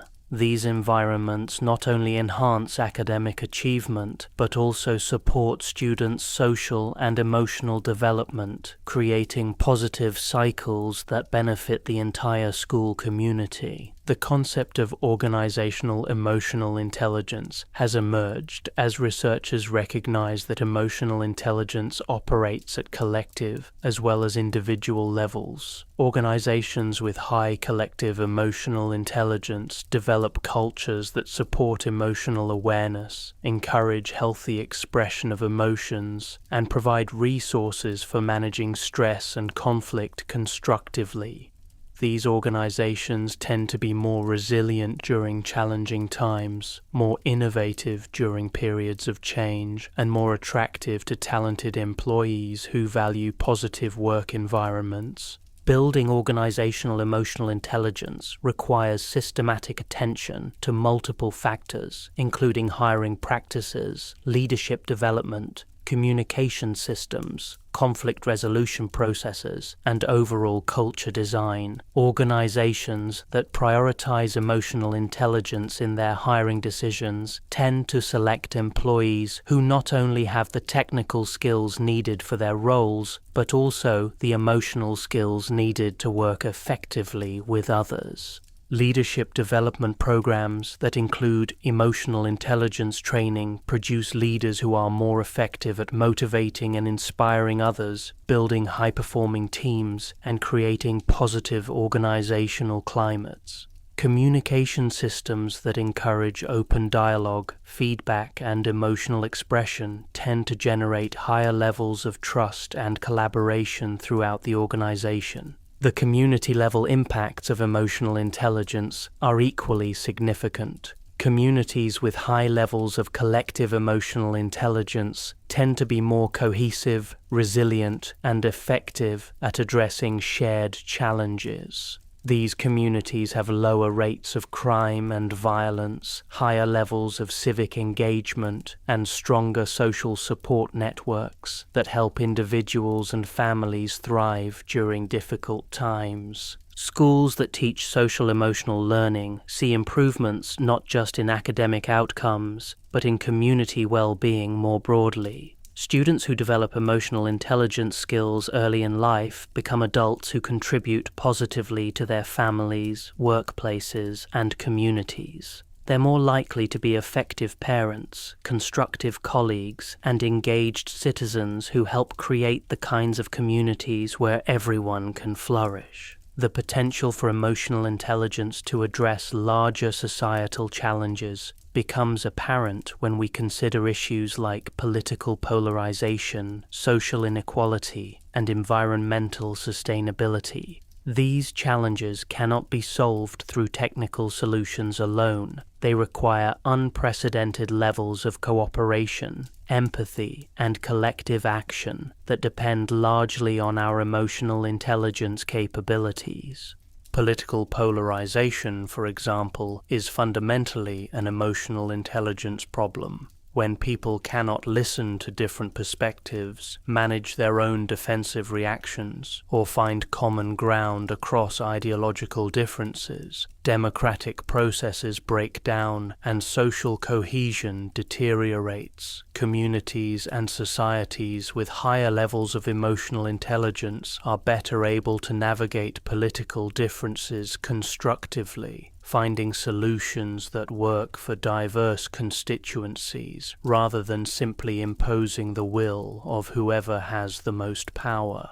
Social inequality persists, partly because those with privilege often lack the empathy and social awareness needed to understand the experiences of those who face discrimination and disadvantage. At the same time, those who experience inequality may lack access to the emotional intelligence development opportunities that could help them advocate more effectively for change. Addressing inequality requires not just policy changes, but also emotional intelligence development across all segments of society. Environmental challenges require global cooperation and individual behavior change that depends largely on our ability to care about future generations and people in different parts of the world whose lives are affected by our choices.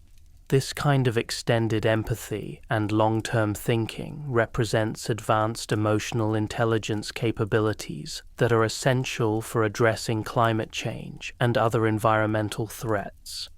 The good news is that emotional intelligence can be developed at scale through education, training, and cultural change initiatives. When schools integrate social-emotional learning into their curricula, when organizations invest in emotional intelligence development for their employees, and when communities create programs that support emotional skill building, the positive effects multiply and spread throughout society. Media and technology also play crucial roles in either supporting or undermining collective emotional intelligence. Media that promotes understanding, empathy, and constructive dialogue contributes to societal emotional intelligence, while media that exploits fear, anger, and division undermines it. Social media platforms and other technologies can be designed to enhance human connection and understanding, or to increase polarization and conflict. The future of human civilization may well depend on our collective ability to develop and apply emotional intelligence to the unprecedented challenges we face. Technical solutions alone will not be sufficient for creating sustainable, equitable, and peaceful societies. We need the wisdom that comes from understanding ourselves and others deeply, the compassion that motivates us to care for all members of our human family, and the skills that enable us to work together effectively across all our differences. This recognition transforms emotional intelligence from a nice-to-have personal development goal into an essential life skill that affects not just our own well-being, but the well-being of everyone around us and the health of our larger society. When we develop our own emotional intelligence, we're not just improving our own lives, we're contributing to the creation of a more emotionally intelligent world where all people can thrive. Emotional intelligence in leadership, creating environments where people thrive. Leadership represents one of the most visible and impactful applications of emotional intelligence, as leaders' emotional competence directly affects the well-being, motivation, and performance of everyone they influence. Whether we're talking about CEOs, managers, teachers, parents, coaches, or community organizers, the emotional intelligence of people in leadership positions creates ripple effects that can enhance or undermine the effectiveness of entire systems. The traditional model of leadership often emphasized authority, control, and technical expertise as the primary qualifications for leadership roles. While these factors certainly matter, research has consistently shown that the most effective leaders distinguish themselves primarily through their emotional intelligence capabilities. They're able to inspire rather than merely direct, to build trust rather than demand compliance, and to create environments where others can perform at their best rather than simply managing performance through oversight and evaluation. The story of Govan Brown, the New York City bus driver mentioned in Goldman's research, illustrates how emotional intelligence can transform leadership even in the most routine circumstances. Brown didn't have formal authority or management responsibilities, but he exercised profound leadership through his emotional impact on passengers. By bringing warmth, interest, and genuine care to his interactions, he transformed the daily experience of thousands of people, turning ordinary bus rides into moments of human connection and positivity. Brown's approach demonstrates several key principles of emotionally intelligent leadership. First, he understood that his role extended beyond mere task completion to include creating positive experiences for others. Second, he brought genuine emotional authenticity to his work, expressing care and interest that passengers could sense was real rather than performed. Third, he maintained consistent positive energy even in challenging circumstances, demonstrating the emotional regulation that allows leaders to be stabilizing influences during difficult times. Most importantly, Brown understood that leadership is fundamentally about service to others rather than self-aggrandizement. His sense of purpose connected his daily work to larger values of human care and community building, giving him intrinsic motivation that sustained his positive impact over time. This service orientation is characteristic of emotionally intelligent leaders across all domains and contexts. In corporate settings, emotionally intelligent leadership translates into measurable business outcomes. Leaders who can build trust, communicate vision effectively, and create positive team climates consistently outperform their technically competent but emotionally limited counterparts. They're better at attracting and retaining talented employees, building customer loyalty, managing organizational change, and maintaining performance during challenging periods. Consider the difference between two sales managers with similar technical knowledge and experience. The first manager focuses primarily on results, using pressure, competition, and fear of consequences to motivate performance. They might achieve short-term sales targets, but often at the cost of team morale, customer relationships, and long-term sustainability. Sales representatives under this type of leadership tend to experience high stress, low job satisfaction, and eventual burnout, leading to high turnover and inconsistent performance.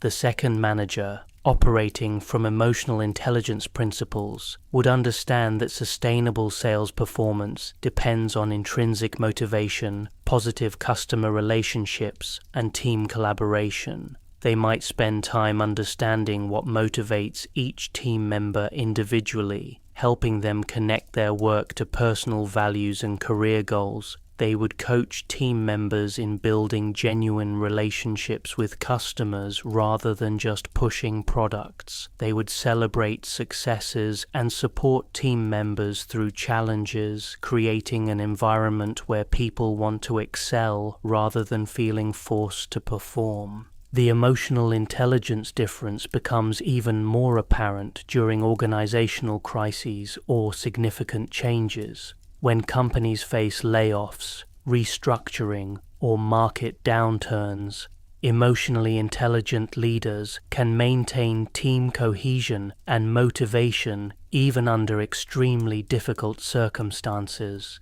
They acknowledge the emotional reality of challenging situations while maintaining hope and focus on constructive action.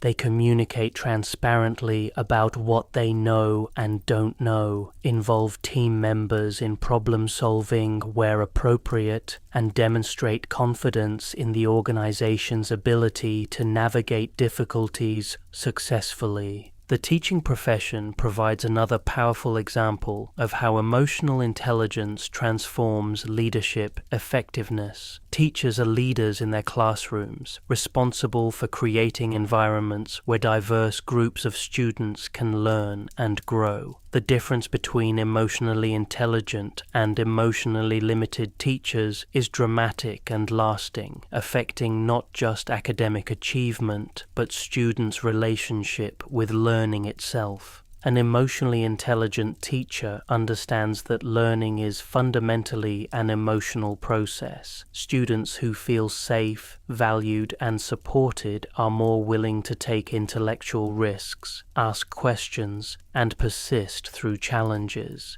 These teachers create classroom climates characterized by mutual respect, genuine interest in each student's growth, and celebration of effort as much as achievement. They recognize when students are struggling emotionally and provide appropriate support, understanding that academic and emotional development are inseparable. Conversely, teachers with poor emotional intelligence often create classroom environments characterized by anxiety, competition, and emotional unsafety. Students in these environments may achieve academically in the short term, but often develop negative associations with learning that persist throughout their lives. They may become risk-averse, perfectionistic, or disengaged from education entirely. Parenting represents perhaps the most important leadership context for emotional intelligence development, as parents' emotional competence profoundly shapes their children's emotional development and future relationship capabilities. Children learn emotional intelligence primarily through modeling and interaction with their caregivers, making parents' emotional awareness, regulation, empathy, and relationship skills crucial for the next generation's emotional competence. Emotionally intelligent parents understand that their primary job is not to control their children's behavior, but to support their emotional and social development. They recognize that children's challenging behaviors often reflect underlying emotional needs, developmental stages, or environmental stressors, rather than simply defiance or manipulation. These parents respond to behavioral issues with curiosity and compassion while maintaining appropriate boundaries and expectations. They also understand that their own emotional regulation is crucial for effective parenting.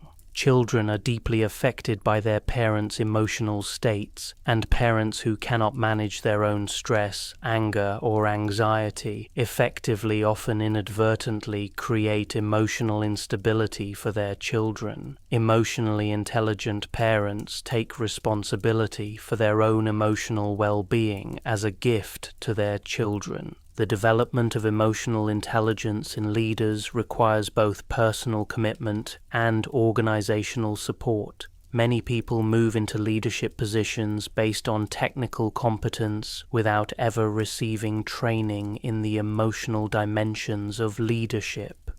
This creates situations where well-intentioned leaders struggle with motivation, communication, conflict resolution, and team building simply because they lack the emotional intelligence skills these responsibilities require.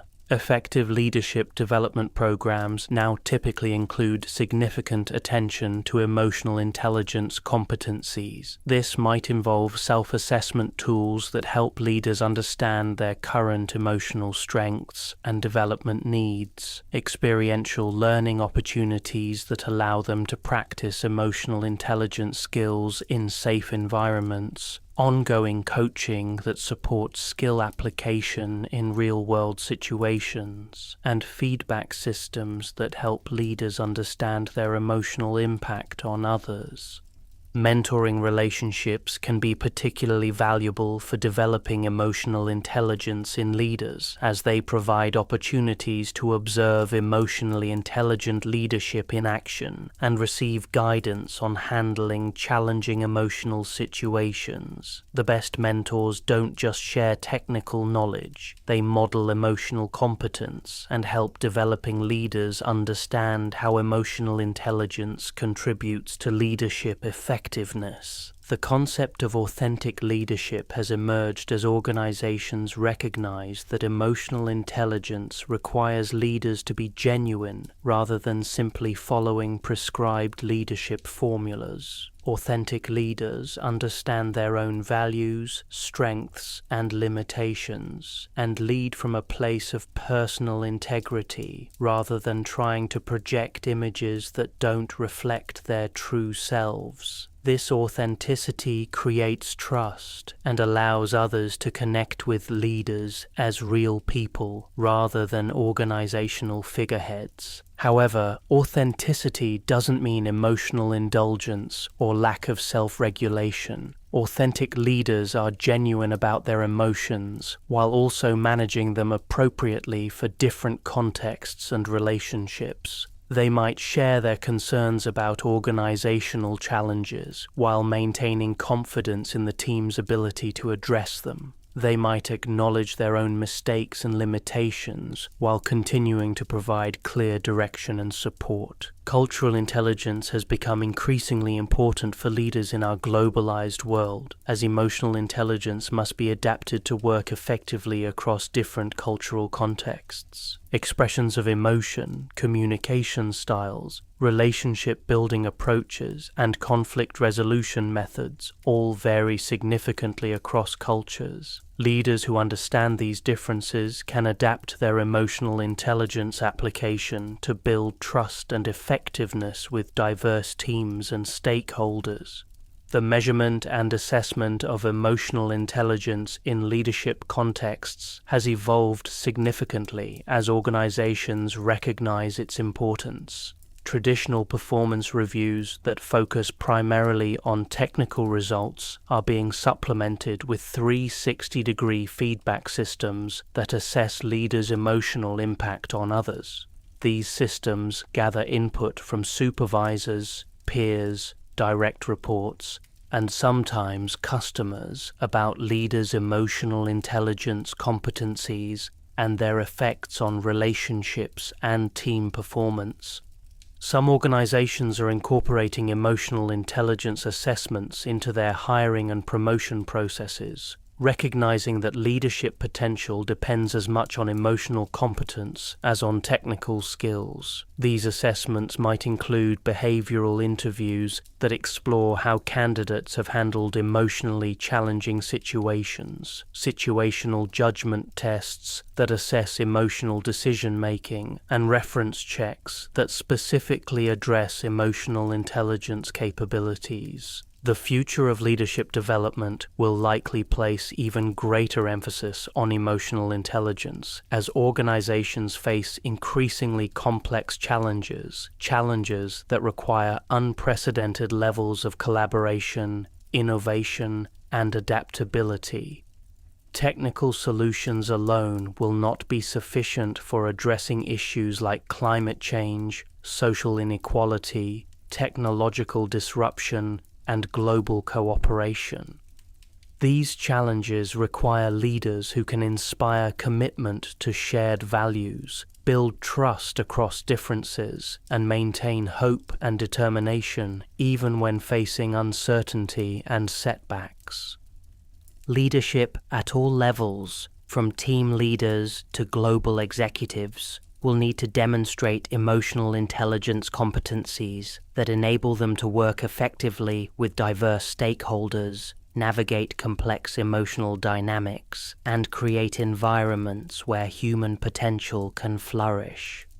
This represents both a significant challenge and an extraordinary opportunity for creating more effective, humane, and sustainable organizations and communities. The investment in developing emotionally intelligent leaders pays dividends not just in organizational performance, but in the well-being and development of everyone they influence.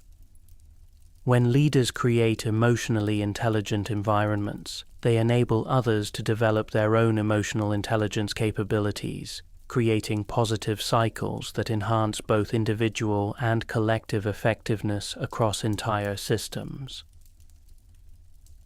Building emotional intelligence, practical strategies for personal development.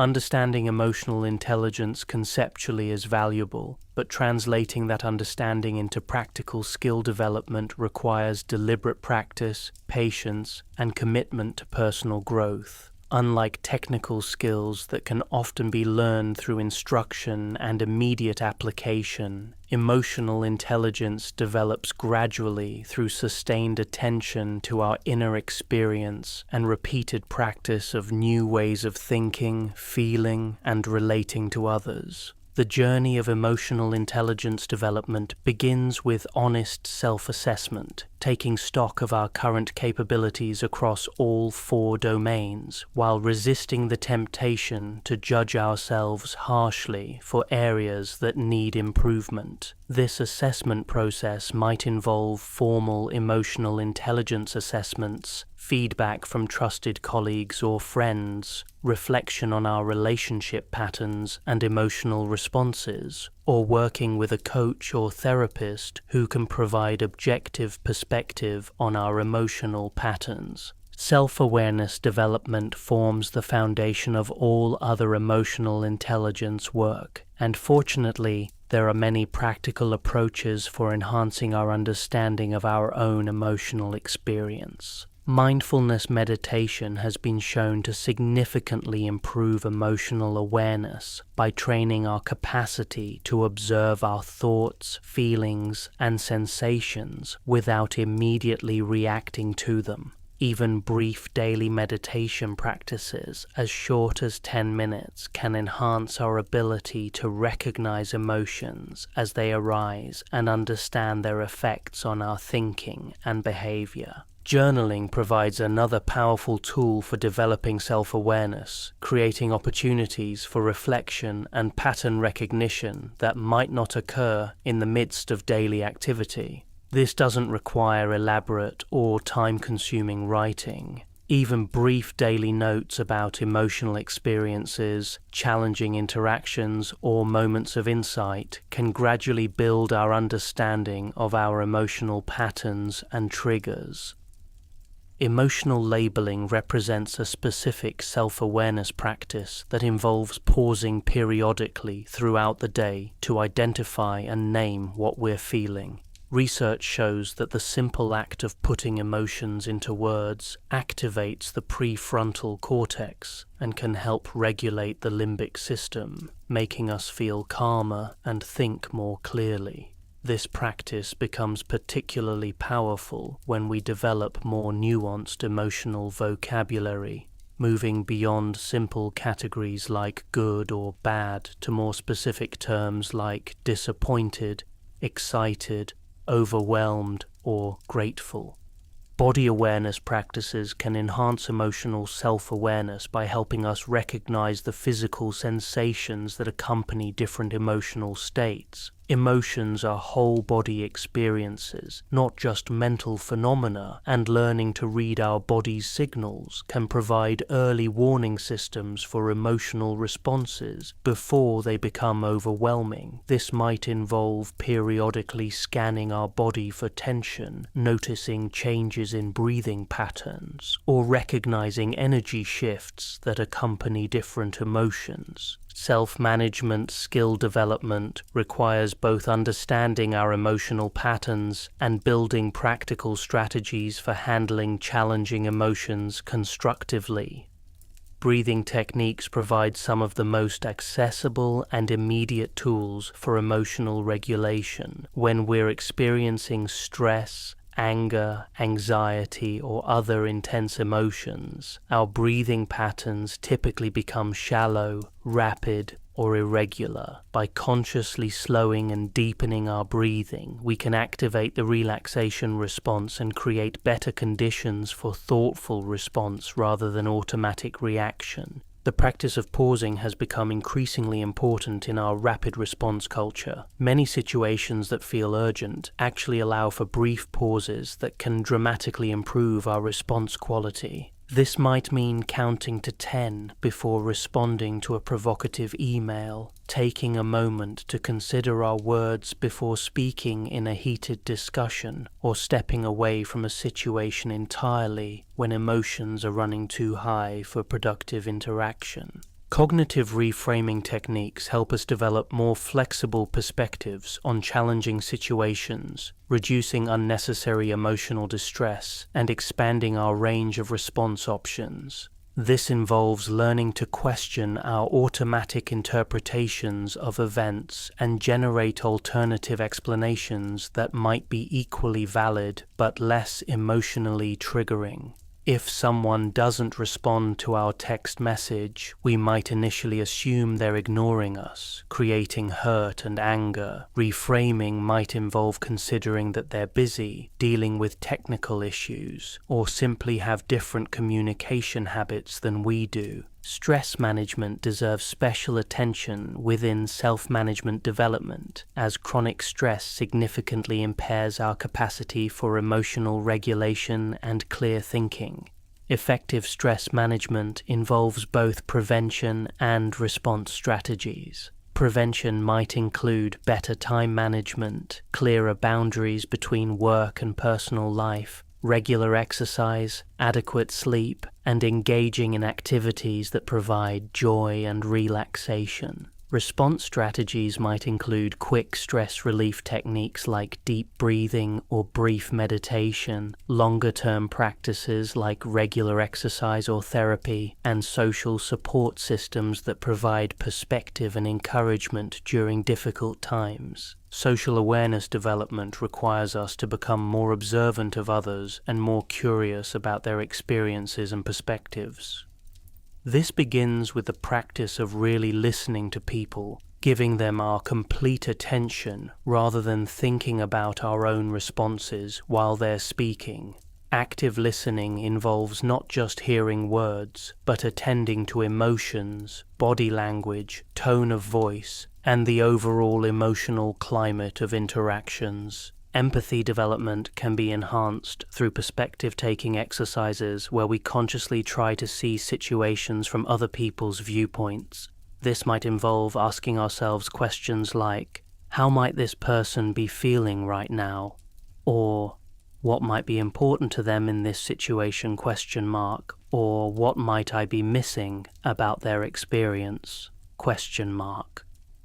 These questions help us move beyond our own automatic assumptions and develop genuine curiosity about others' inner worlds. Observational skills can be enhanced by paying closer attention to nonverbal communication, including facial expressions, body posture, gestures, and vocal tone. Since a significant portion of emotional communication happens through non-verbal channels, becoming more skilled at reading these cues can dramatically improve our understanding of others' emotional states and needs.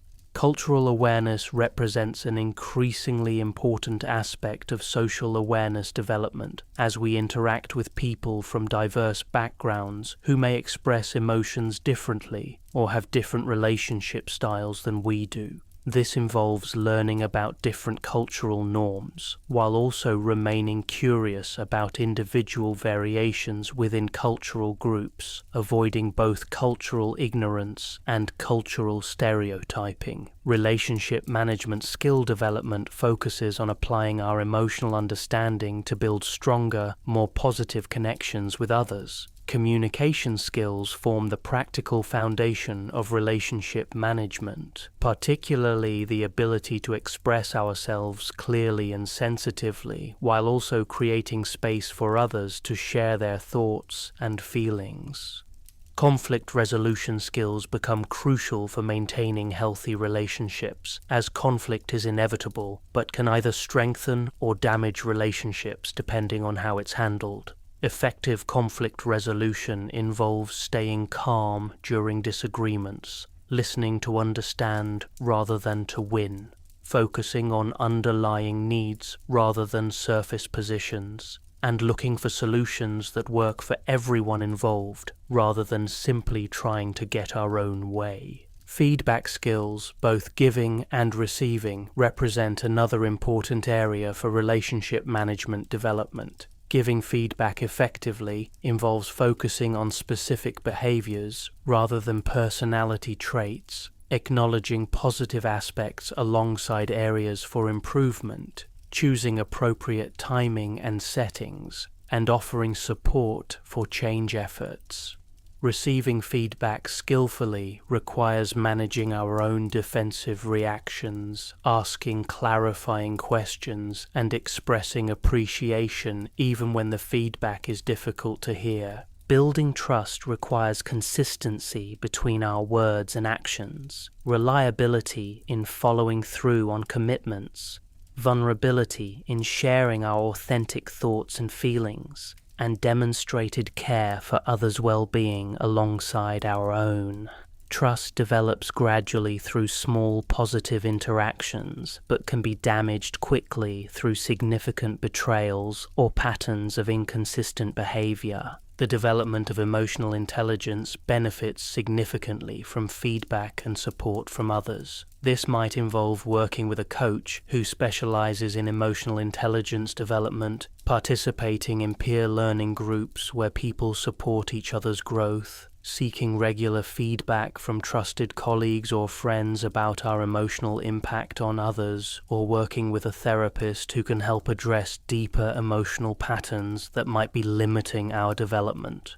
Practice opportunities can be found in every aspect of daily life, as we constantly encounter situations that require emotional intelligence. Rather than waiting for formal training programs or special circumstances, we can use routine interactions as laboratories for developing our emotional skills. This might involve practicing active listening with family members, experimenting with different conflict resolution approaches at work, or consciously working on emotional regulation during stressful commutes. Reading and continuing education can support emotional intelligence development by providing new concepts, research findings, and practical strategies. Books, articles, podcasts, and online resources about emotional intelligence, psychology, neuroscience, and interpersonal effectiveness can supplement experiential learning with intellectual understanding.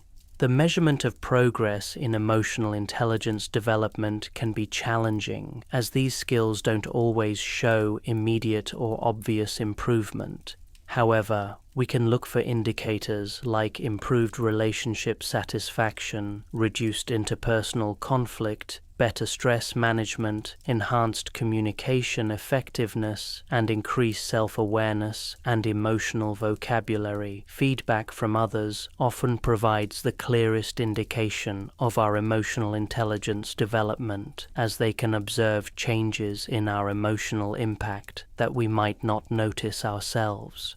Perhaps most importantly, emotional intelligence development requires patience and self-compassion. These skills develop gradually over time, and setbacks are normal parts of the learning process. Rather than becoming discouraged when we handle situations poorly or revert to old emotional patterns, we can view these experiences as learning opportunities that provide valuable information about areas that need continued attention. The investment in emotional intelligence development pays dividends across every area of life, enhancing our effectiveness at work, the quality of our relationships, our ability to handle stress and challenges, and our overall life satisfaction.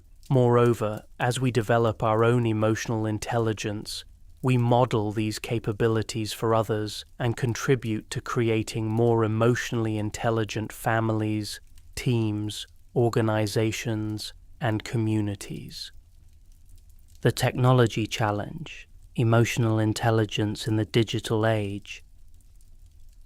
The rapid advancement of technology and our increasing reliance on digital communication present both unprecedented challenges and unique opportunities for emotional intelligence development and application. While human emotional needs remain fundamentally unchanged, the contexts in which we experience and express emotions have been transformed by smartphones, social media, video conferencing, and artificial intelligence in ways that require us to adapt our emotional intelligence skills to new realities. Digital communication strips away many of the nonverbal cues that we rely on for emotional understanding, creating frequent opportunities for misunderstanding and conflict. When we communicate through email, text messages, or online platforms, we lose access to facial expressions, body language, tone of voice, and other subtle emotional signals that help us interpret meaning accurately. A brief email response that might be intended as efficient could be interpreted as cold or dismissive. A text message meant to be playful might come across as sarcastic or critical. These communication challenges require us to develop new forms of emotional intelligence that account for the limitations of digital channels. This includes being more explicit about our emotions and intentions in written communication, using clear and warm language that reduces the likelihood of misinterpretation, and asking clarifying questions when we're uncertain about others' emotional states or meanings. The asynchronous nature of much digital communication creates additional emotional challenges, as we often send messages without knowing when or how they'll be received, and we receive messages at times when we might not be emotionally prepared to process them effectively. The delay between sending and receiving responses can create anxiety, particularly for people who are sensitive to social feedback or prone to overthinking interactions. Learning to manage these digital communication anxieties requires developing tolerance for uncertainty and ambiguity, practicing patience with response times, and avoiding the tendency to catastrophize when people don't respond immediately. It also involves understanding that others' communication patterns may be very different from our own, and that delayed responses usually reflect their circumstances rather than their feelings about us.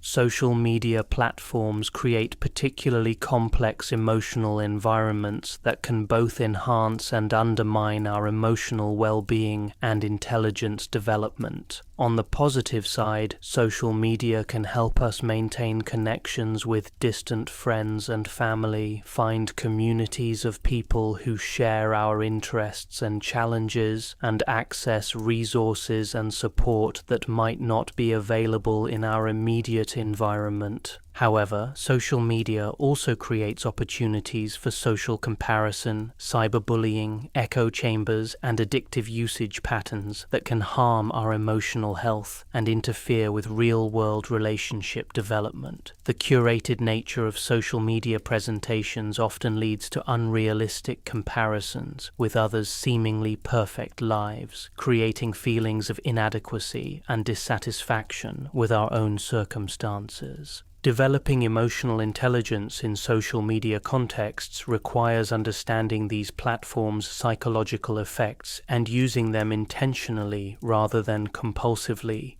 This might involve limiting usage time, unfollowing accounts that consistently generate negative emotions, engaging authentically rather than trying to project idealized images, and remembering that social media presentations rarely reflect the full complexity of people's lives. The rise of remote work and virtual teams has created new demands for emotional intelligence in professional contexts. Building trust, maintaining team cohesion, and providing effective leadership through video conferencing and digital collaboration tools requires adapting traditional interpersonal skills to technological mediums. Leaders must learn to create emotional connection and maintain team culture without the benefit of informal interactions and nonverbal communication that characterize in-person relationships. Virtual meetings present their own emotional intelligence challenges, as technical issues, screen fatigue, and the cognitive load of managing technology while trying to connect with others can be exhausting and reduce our capacity for empathy and emotional awareness.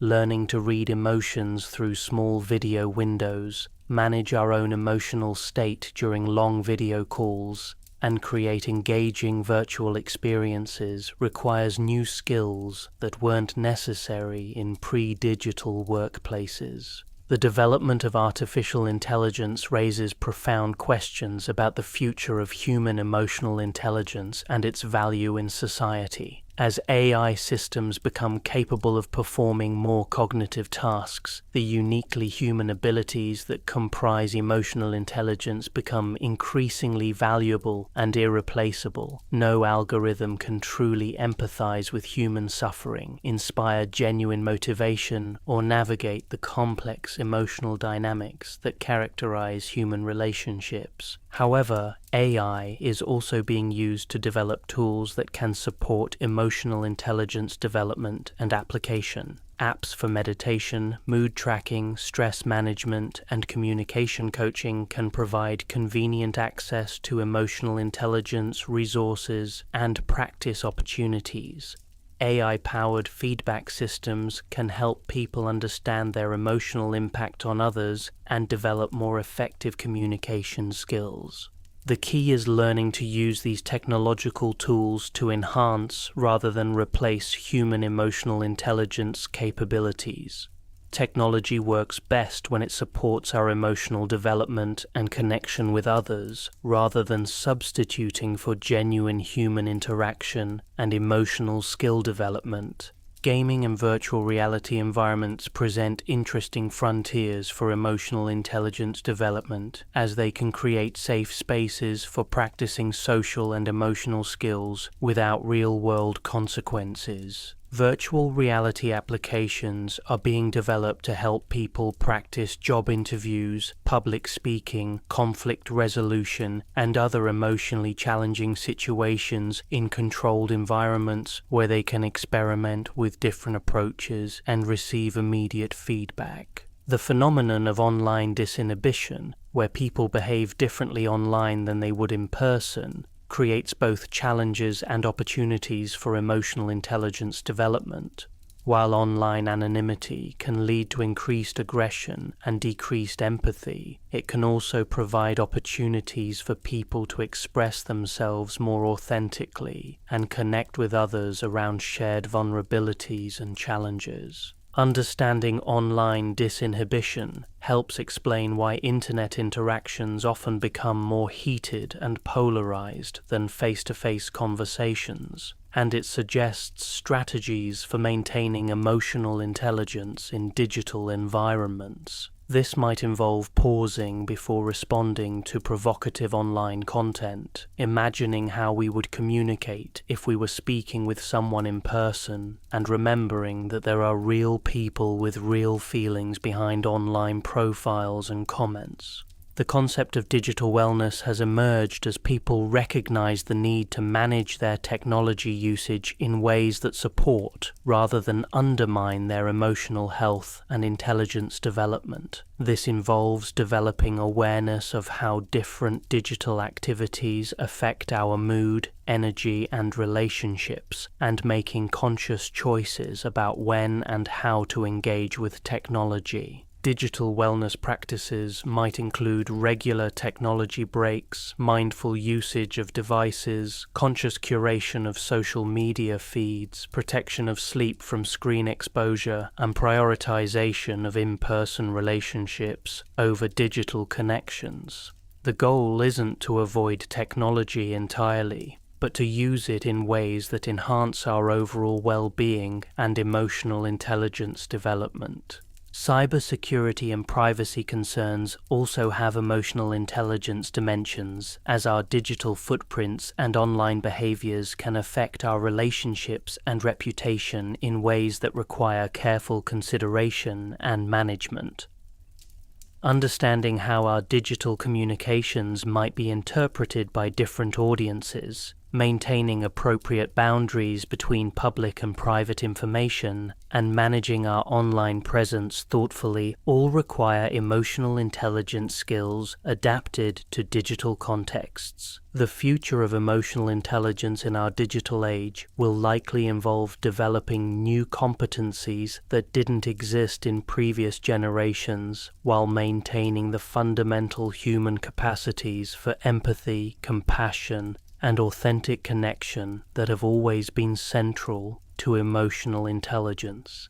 This might include skills like digital empathy, understanding others' emotional experiences in online contexts, virtual presence, creating genuine connection through digital mediums, and technological mindfulness, using technology consciously rather than compulsively. Educational institutions and workplaces are beginning to recognize the need to teach digital emotional intelligence skills alongside traditional emotional intelligence competencies. This includes helping people understand how emotions are communicated and interpreted in digital environments, how to build and maintain relationships through technology, and how to manage the emotional challenges that come with constant connectivity and information overload. As we navigate this rapidly evolving digital landscape, the core principles of emotional intelligence remain relevant and valuable. Self-awareness helps us understand how technology affects our emotional state and relationships. Self-management enables us to use technology intentionally rather than being controlled by it. Social awareness allows us to understand how our digital communications affect others. Relationship management helps us build genuine connections and resolve conflicts effectively, even when mediated by technology. The challenge and opportunity of our digital age is learning to apply these timeless human capabilities in new contexts, using technology to enhance our emotional intelligence rather than allowing it to diminish our capacity for authentic human connection and emotional wisdom. This requires ongoing attention, experimentation, and adaptation as technology continues to evolve and reshape the landscape of human interaction and emotional experience. The neuroscience of change: how we can rewire our emotional patterns. One of the most hopeful discoveries in modern neuroscience is the brain's remarkable capacity for change throughout our entire lives, a phenomenon called neuroplasticity. This discovery has profound implications for emotional intelligence development, as it means that we can literally rewire our emotional patterns and responses through focused attention and deliberate practice, regardless of our age or previous experiences. For most of human history, scientists believed that adult brains were essentially fixed, with limited capacity for change after early childhood. This view suggested that our emotional patterns and capabilities were largely determined by genetics and early experiences, leaving little room for meaningful change in adulthood. However, advances in brain imaging technology and longitudinal research have revealed that our brains remain remarkably plastic throughout our lives, constantly forming new neural connections and modifying existing ones based on our experiences and behaviors. The implications of neuroplasticity for emotional intelligence are revolutionary. Every time we practice emotional awareness, every time we choose a thoughtful response over an automatic reaction, every time we demonstrate empathy or manage stress effectively, we're strengthening the neural pathways that support these capabilities. Conversely, when we repeatedly engage in emotionally destructive patterns like harsh self-criticism, explosive anger, or emotional withdrawal, we're reinforcing neural pathways that make these responses more likely in the future. Understanding the mechanics of neural change helps explain why emotional intelligence development requires both patience and persistence. Neural pathways are strengthened through repetition. much like physical pathways become more defined through repeated use. When we first begin practicing new emotional responses, they require conscious effort and feel unfamiliar or uncomfortable. But as we repeat these new patterns, they gradually become more automatic and natural, eventually replacing older, less effective responses. The process of neural change involves several key mechanisms that are important to understand for effective emotional intelligence development. Attention plays a crucial role, as the brain changes most readily when we're paying focused attention to our experiences. This explains why mindfulness practices are so effective for emotional intelligence development. They train our capacity to observe our thoughts, feelings, and sensations with sustained attention, creating optimal conditions for neural modification. Repetition is equally important, as single experiences rarely create lasting neural change. Just as learning a musical instrument or developing athletic skills requires repeated practice over time, developing emotional intelligence requires consistent practice of new emotional responses until they become habitual. This understanding helps explain why emotional intelligence development is often gradual and why setbacks are normal parts of the learning process. Emotional intensity also affects neural change, as experiences that generate strong emotions tend to create more lasting neural modifications than those that are emotionally neutral. This suggests that we often learn most from challenging emotional situations, though it also means that traumatic experiences can create particularly persistent neural patterns that may require professional support to modify. The concept of neural pathway competition helps explain why changing emotional patterns can be challenging initially. When we've developed strong neural pathways for particular emotional responses, those pathways tend to activate automatically when triggered. Developing new responses requires consciously choosing different pathways while the old ones are still active and accessible. Over time, as new pathways strengthen and old ones weaken from disuse, the new responses become more automatic and the old ones become less likely to activate. This understanding has practical implications for emotional intelligence development strategies. Rather than simply trying to stop problematic emotional responses, it's often more effective to practice alternative responses repeatedly until they become stronger than the original patterns. For example, instead of just trying to stop getting defensive when receiving feedback, we might practice specific alternative responses like taking deep breaths, asking clarifying questions, and expressing appreciation for the feedback until these responses become more automatic than defensiveness. The role of sleep in neural change deserves special attention, as research shows that many of the neural modifications associated with learning occur during sleep, particularly during REM sleep, when the brain consolidates memories and integrates new experiences. This suggests that adequate sleep is crucial for emotional intelligence development, and that insights or improvements often emerge after periods of rest rather than immediately following practice sessions.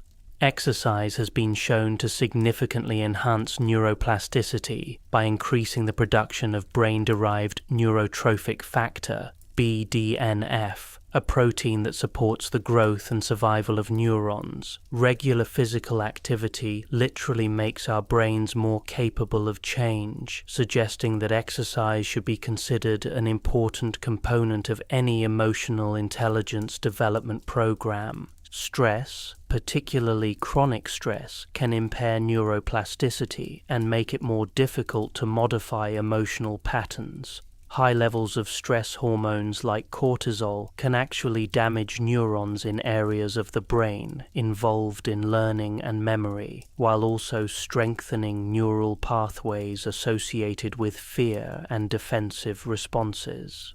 This creates a vicious cycle where stress makes it harder to develop the emotional intelligence skills that could help us manage stress more effectively. Understanding this stress neuroplasticity connection helps explain why stress management is so important for emotional intelligence development.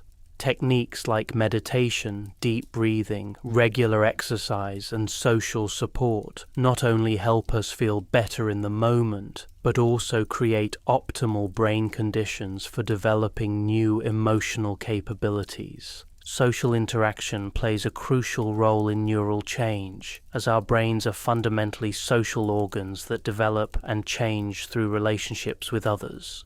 Mirror neurons, which fire both when we perform actions and when we observe others performing the same actions, help explain how we learn emotional responses through modeling and social interaction. This suggests that surrounding ourselves with emotionally intelligent people can actually support our own neural development through unconscious mimicry and social learning. The concept of scaffolding from educational psychology also applies to neural change, as we often develop new capabilities by building on existing strengths rather than starting from scratch. For example, someone who is naturally good at reading others' emotions might build social awareness capabilities more easily, while someone who is skilled at self-reflection might develop self-awareness capabilities more readily. Understanding our existing strengths allows us to leverage them for developing areas that are more challenging. Age-related considerations in neuroplasticity are important to understand, as while the brain remains capable of change throughout life, the mechanisms and speed of change may vary with age. Children's brains are generally more plastic than adult brains, making childhood an optimal time for emotional intelligence development through family interactions, education, and social experiences. However, adult brains retain significant capacity for change, particularly when we engage in focused, intentional practice. The discovery of neuroplasticity has also revealed the importance of environmental factors in neural development and change. Enriched environments that provide novel experiences, social interaction, physical activity, and mental stimulation promote neuroplasticity, while impoverished environments that lack stimulation and opportunity can limit neural development. This understanding emphasizes the importance of creating supportive environments for emotional intelligence development, whether in families, schools, workplaces, or communities. Meditation and mindfulness practices have been extensively studied for their effects on brain structure and function, with research showing that regular practice can increase gray matter density in areas associated with emotional regulation, empathy, and self-awareness, while reducing activity in areas associated with stress and fear responses. These changes can be observed in brain scans after just 8 weeks of regular meditation practice, demonstrating how quickly focused attention can modify neural patterns. The practice of cognitive behavioral therapy, CBT, provides another example of how understanding neuroplasticity can inform practical approaches to emotional change. CBT explicitly focuses on identifying and modifying thought patterns that contribute to emotional problems, using repetitive practice of new thinking patterns to create lasting neural change. The effectiveness of CBT for treating depression, anxiety, and other emotional difficulties provides evidence that we can indeed rewire our emotional responses through sustained practice. The emerging field of neurofeedback uses real-time information about brain activity to help people learn to modify their neural patterns directly. While still relatively experimental, Neurofeedback shows promise for enhancing emotional regulation capabilities by giving people immediate feedback about their brain states and helping them learn to shift into more optimal patterns through practice. Understanding neuroplasticity also helps explain why emotional intelligence development often involves temporary periods of discomfort or confusion as old patterns are disrupted and new ones are forming. This transition period, sometimes called the learning dip, is a normal part of neural change and doesn't indicate that development efforts aren't working. Knowing that temporary difficulty is part of the process can help people persist through challenging periods rather than giving up when change doesn't happen immediately. The practical implications of neuroplasticity research for emotional intelligence development are profound and encouraging. They suggest that no matter what our starting point, no matter what emotional patterns we've developed in the past, we have the capacity to create positive change through focused attention and consistent practice. This understanding transforms emotional intelligence from a fixed trait that we either have or don't have into a set of capabilities that we can develop throughout our lives. However, neuroplasticity also emphasizes the importance of being intentional about what neural patterns we're reinforcing. Every emotional response we engage in strengthens the neural pathways that support that response, making it more likely to occur in the future. This places a responsibility on us to be mindful of our emotional habits and to consciously practice the kinds of responses we want to become more automatic. The hope offered by neuroplasticity extends beyond individual development to collective change as well. As more people develop their emotional intelligence capabilities and model these skills for others, the potential for creating more emotionally intelligent families, organizations, and communities becomes increasingly realistic. Neural change at the individual level can contribute to cultural change at the collective level, creating positive spirals of development that benefit everyone involved. Emotional intelligence across cultures, universal human needs and diverse expressions. While the fundamental human needs for connection, understanding, and emotional well-being appear to be universal, the ways in which emotions are experienced, expressed, and managed vary significantly across different cultures, presenting both challenges and opportunities for developing and applying emotional intelligence in our increasingly diverse and globalized world. Cultural differences in emotional expression begin with basic questions about which emotions are considered appropriate to feel and express in different contexts. Some cultures encourage open expression of emotions as signs of authenticity and honesty, while others value emotional restraint as indicators of maturity and respect. Some cultures see anger as a natural response to injustice that should be expressed directly, while others view anger expression as disruptive to social harmony and prefer indirect approaches to addressing conflicts. These differences extend to fundamental concepts about the nature of emotions themselves. Western cultures often view emotions as individual experiences that originate within the person and can be managed through personal effort and skill development. Many Eastern cultures see emotions as more relational and contextual, arising from interactions between people and situations, rather than simply from internal psychological processes. Some indigenous cultures understand emotions as spiritual or ancestral influences that require different approaches to understanding and healing. The implications for emotional intelligence development are significant, as strategies that work well in one cultural context may be ineffective or even counterproductive in another.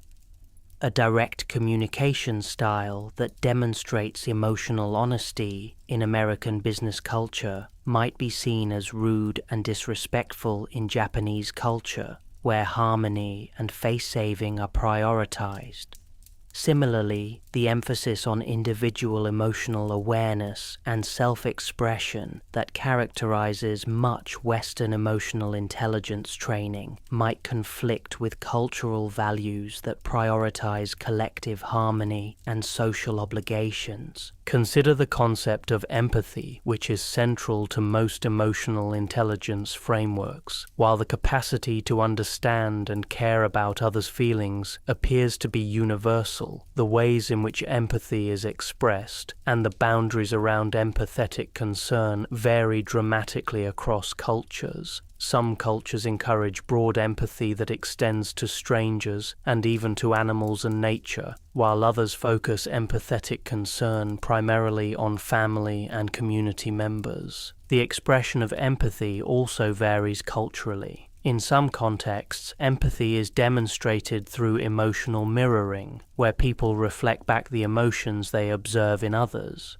In other contexts, empathy is shown through practical action rather than emotional expression, with people demonstrating care by providing help or resources rather than by sharing feelings. Still, other cultures express empathy through respectful distance, allowing people space to process difficult emotions without intrusion. Family relationships provide particularly clear examples of cultural variation in emotional intelligence application. Many Western cultures emphasize individual autonomy and emotional independence, encouraging children to develop their own emotional awareness and self-management skills. Many Asian cultures prioritize family harmony and filial respect, with emotional intelligence focusing more on understanding and supporting family needs than on individual emotional expression. These different approaches can create challenges in cross-cultural relationships, as partners from different backgrounds may have very different expectations about emotional expression, conflict resolution, and family obligations. Someone from a culture that values direct emotional communication might interpret their partner's indirect approach as lack of caring, while someone from a culture that values emotional restraint might see their partner's direct expression as overwhelming or inappropriate. Workplace applications of emotional intelligence also require cultural adaptation, as management styles, team dynamics, and communication norms vary significantly across different cultural contexts. The individualistic leadership approach that might work well in American companies could be ineffective in cultures that value collective decision-making and consensus building. Similarly, feedback and performance evaluation processes that assume direct communication may need modification for cultural contexts where saving face and avoiding public criticism are important values. The concept of time orientation also affects emotional intelligence application across cultures. Some cultures are highly present-focused, emphasizing immediate emotional responses and quick resolution of conflicts. Others are more future-oriented, willing to tolerate temporary emotional discomfort in service of long-term relationship harmony. Still others are past-oriented, understanding current emotional dynamics in the context of historical relationships and cultural traditions. These temporal differences can create misunderstandings in cross-cultural interactions. Someone from a present-focused culture might interpret delays in emotional response as lack of caring, while someone from a future-focused culture might see immediate emotional reactions as impulsive or short-sighted. Understanding these differences allows for more patient and skillful navigation of cross-cultural emotional dynamics. Religious and spiritual traditions also significantly influence emotional intelligence development and application. Many Eastern religions emphasize emotional equanimity and detachment from strong emotions as paths to wisdom and peace. Some Christian traditions focus on emotions like love, compassion, and forgiveness as spiritual virtues. Indigenous spiritual practices often include emotional healing through connection with nature, community, and ancestral wisdom. These different spiritual approaches to emotions provide rich resources for emotional intelligence development, while also requiring sensitivity to diverse beliefs and practices. A meditation practice that emphasizes emotional detachment might be valuable for someone struggling with emotional reactivity, while a prayer practice that emphasizes emotional connection might be more appropriate for someone who tends toward emotional withdrawal. Gender norms within different cultures add another layer of complexity to emotional intelligence development and application. Many cultures have different expectations for emotional expression based on gender, with some emotions considered more appropriate for men and others for women. These gendered emotional norms can limit individual development by discouraging people from developing the full range of emotional intelligence capabilities. However, these same cultural patterns can also provide insights into different aspects of emotional intelligence that might be underemphasized in more individualistic approaches. Cultures that encourage women to develop nurturing and empathetic capabilities can provide models for emotional caregiving that benefit everyone. Cultures that encourage men to develop emotional strength and protection can provide models for emotional resilience that are equally valuable. The challenge is learning to appreciate the wisdom available in different cultural approaches to emotions, while also recognizing when cultural norms might be limiting individual or collective emotional development. This requires ongoing dialogue between different cultural perspectives, rather than simply imposing one cultural approach as universally correct. Language differences significantly affect emotional intelligence across cultures, as different languages have varying levels of emotional vocabulary and different ways of categorizing emotional experiences.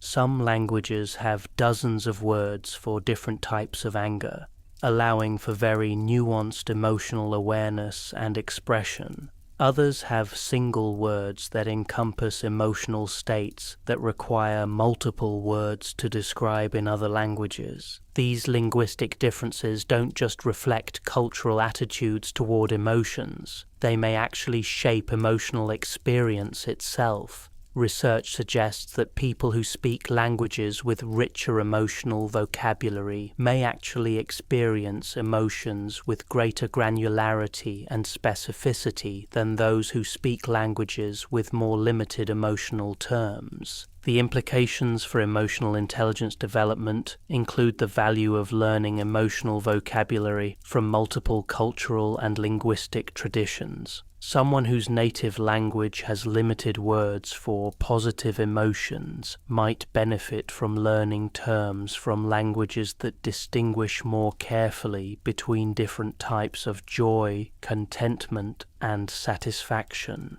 This expanded vocabulary can enhance emotional awareness and provide more precise tools for emotional communication. Conflict resolution styles vary dramatically across cultures, requiring different approaches to the relationship management aspects of emotional intelligence. Some cultures favor direct confrontation and explicit problem solving, believing that conflicts should be addressed openly and quickly. Others prefer indirect approaches that allow all parties to save face while gradually working toward resolution. Still others rely on third-party mediators or community elders to help resolve disputes. Understanding these different conflict resolution styles is crucial for effective emotional intelligence in diverse environments. Someone who assumes that direct confrontation is the best approach to conflict might inadvertently escalate tensions in a culture that values indirect communication. Conversely, someone who avoids direct discussion might frustrate colleagues from cultures that expect explicit problem solving. The concept of individual versus collective identity affects virtually every aspect of emotional intelligence across cultures. Individualistic cultures tend to emphasize personal emotional awareness, individual responsibility for emotional management, and direct expression of personal needs and preferences. Collectivistic cultures tend to emphasize group harmony, collective responsibility for emotional well-being, and indirect communication that preserves social relationships. These different orientations require different approaches to emotional intelligence development and application. In individualistic contexts, emotional intelligence might focus primarily on personal skill development and individual effectiveness. In collectivistic contexts, emotional intelligence might emphasize understanding and supporting group dynamics, maintaining social harmony, and balancing individual needs with collective responsibilities. Power distance, the degree to which cultures accept hierarchical differences in status and authority, also affects emotional intelligence application. High power distance cultures may have different expectations for emotional expression between people of different status levels, with subordinates expected to show deference and emotional restraint, while superiors may have more freedom to express emotions directly. These power dynamics require careful navigation in cross-cultural emotional intelligence application. Approaches that work well between equals may be inappropriate between people of different hierarchical levels, requiring adaptation of communication styles, feedback processes, and relationship-building strategies.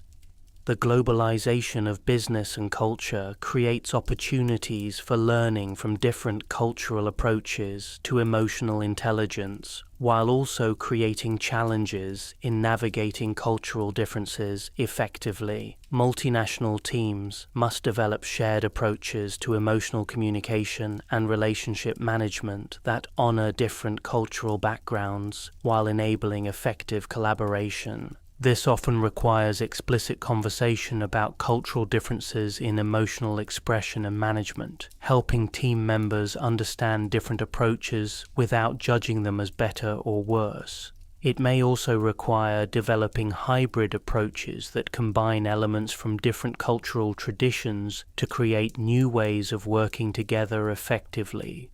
Migration and cultural mixing create additional complexities, as individuals may need to navigate multiple cultural contexts with different emotional norms and expectations. Someone who grows up in one culture but works in another may need to develop bicultural emotional intelligence, understanding how to adapt their emotional expression and management strategies to different cultural contexts while maintaining their authentic identity. The study of emotional intelligence across cultures also reveals the importance of cultural humility, recognizing that our own cultural approaches to emotions are not universal truths, but simply one set of strategies among many possible approaches. This humility opens us to learning from other cultural traditions and expanding our repertoire of emotional intelligence capabilities.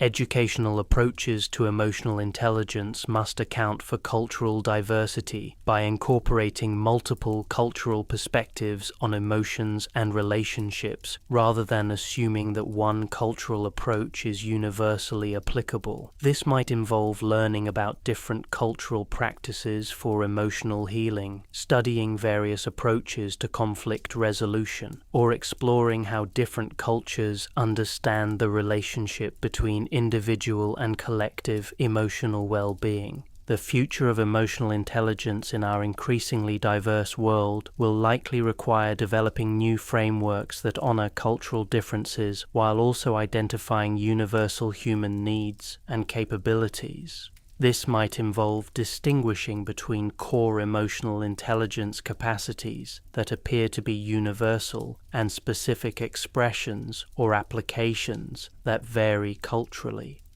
Research in this area is increasingly collaborative across cultures, with scholars from different backgrounds working together to understand both universal and culture-specific aspects of emotional intelligence. This cross-cultural research is revealing new insights about human emotional capabilities while also highlighting the importance of cultural sensitivity in emotional intelligence development and application. The ultimate goal is not to eliminate cultural differences in emotional expression and management, but rather to develop sufficient cross-cultural emotional intelligence that we can build bridges across differences while appreciating the wisdom that different cultural traditions bring to our understanding of human emotional experience. This requires ongoing learning, cultural curiosity, and commitment to both understanding others and sharing our own cultural wisdom in service of our collective emotional intelligence development. Looking forward, the future of emotional intelligence in society. As we stand at the intersection of technological advancement, global interconnection, and unprecedented human challenges, the future role of emotional intelligence in society becomes both more complex and more crucial than ever before. The skills that comprise emotional intelligence, self-awareness, self-management, social awareness, and relationship management are not merely personal development tools, but essential capabilities for navigating the challenges and opportunities that lie ahead. The acceleration of technological change presents one of the most significant contexts for the future of emotional intelligence. While artificial intelligence becomes increasingly sophisticated at performing cognitive tasks, the uniquely human capabilities that comprise emotional intelligence become correspondingly more valuable. No algorithm can truly empathize with human suffering, inspire genuine motivation across diverse groups, or navigate the complex emotional dynamics that characterize human relationships and communities. This technological context suggests that the future economy will increasingly reward people who can demonstrate high levels of emotional intelligence alongside technical competence. Jobs that require primarily routine cognitive processing will likely be automated, while jobs that require emotional intelligence, creativity, complex communication, and relationship management will remain fundamentally human domains. However, technology also provides new tools and opportunities for developing and applying emotional intelligence. Virtual reality environments can create safe spaces for practicing difficult conversations and conflict resolution. Artificial intelligence can provide personalized feedback on communication patterns and emotional responses. Digital platforms can connect people across vast distances for emotional support and learning communities. The key challenge will be learning to use these technological tools to enhance rather than replace human emotional capabilities. This requires developing digital wisdom alongside emotional intelligence, understanding how to leverage technology for human connection while avoiding the isolation and superficiality that can result from over-reliance on digital communication. Climate change and environmental degradation present another crucial context for the future of emotional intelligence. These challenges cannot be solved through technology alone. They require unprecedented levels of global cooperation, individual behavior change, and collective action that depend largely on our emotional intelligence capabilities. Addressing climate change requires empathy that extends across geographical boundaries and temporal horizons, caring about people we will never meet and future generations not yet born. It requires the ability to manage anxiety and despair about overwhelming challenges while maintaining hope and motivation for constructive action. It requires conflict resolution skills to navigate the political and economic disagreements that often prevent effective environmental action. The emotional dimensions of environmental challenges are becoming increasingly recognized as scientists and policymakers understand that data and rational arguments alone are insufficient for motivating necessary changes. Environmental education and advocacy increasingly incorporate emotional intelligence approaches, helping people connect emotionally with environmental issues and develop the emotional resilience needed for sustained environmental action. Social inequality and political polarization represent additional areas where emotional intelligence will be crucial for future progress. These challenges cannot be addressed through policy changes alone, but require shifts in how different groups understand and relate to each other. This requires empathy across social divides, the ability to engage constructively with people who hold different values and perspectives, and skills for building coalitions across differences. The rise of social media and digital communication has in some ways exacerbated political polarization by creating echo chambers and enabling the spread of misinformation and emotional manipulation. Counterbalancing these trends requires widespread development of emotional intelligence capabilities that help people navigate digital environments more skillfully, recognize and resist emotional manipulation, and engage in constructive dialogue across ideological differences. Educational systems around the world are beginning to recognize the importance of emotional intelligence for future success and citizenship. Social emotional learning programs are being integrated into curricula from elementary school through university levels, helping students develop emotional awareness, empathy, communication skills, and conflict resolution capabilities alongside traditional academic subjects. These educational initiatives represent investments in the emotional intelligence of future generations, creating the potential for societies with higher collective emotional intelligence than we have seen historically. Students who learn emotional intelligence skills early in life become adults who are better equipped to handle the complex challenges of modern life while contributing positively to their communities and workplaces. The healthcare system provides another arena where emotional intelligence is becoming increasingly important. As medicine becomes more technologically sophisticated, the need for emotional intelligence in healthcare relationships becomes more rather than less important. Patients want healthcare providers who can combine technical competence with empathy, communication skills, and emotional support. Healthcare providers themselves need emotional intelligence to manage the stress and emotional demands of their work while maintaining compassion and effectiveness. The COVID pandemic highlighted both the importance of emotional intelligence in healthcare and the consequences of healthcare provider burnout when emotional needs are not adequately addressed. Future healthcare systems will likely place increasing emphasis on emotional intelligence training for all healthcare providers, recognizing that emotional competence is not optional but essential for effective patient care and provider well-being. The business world is also evolving in ways that prioritize emotional intelligence alongside traditional business metrics. Companies are recognizing that employee engagement, customer loyalty, and long-term sustainability depend largely on the emotional intelligence of their leaders and workforce.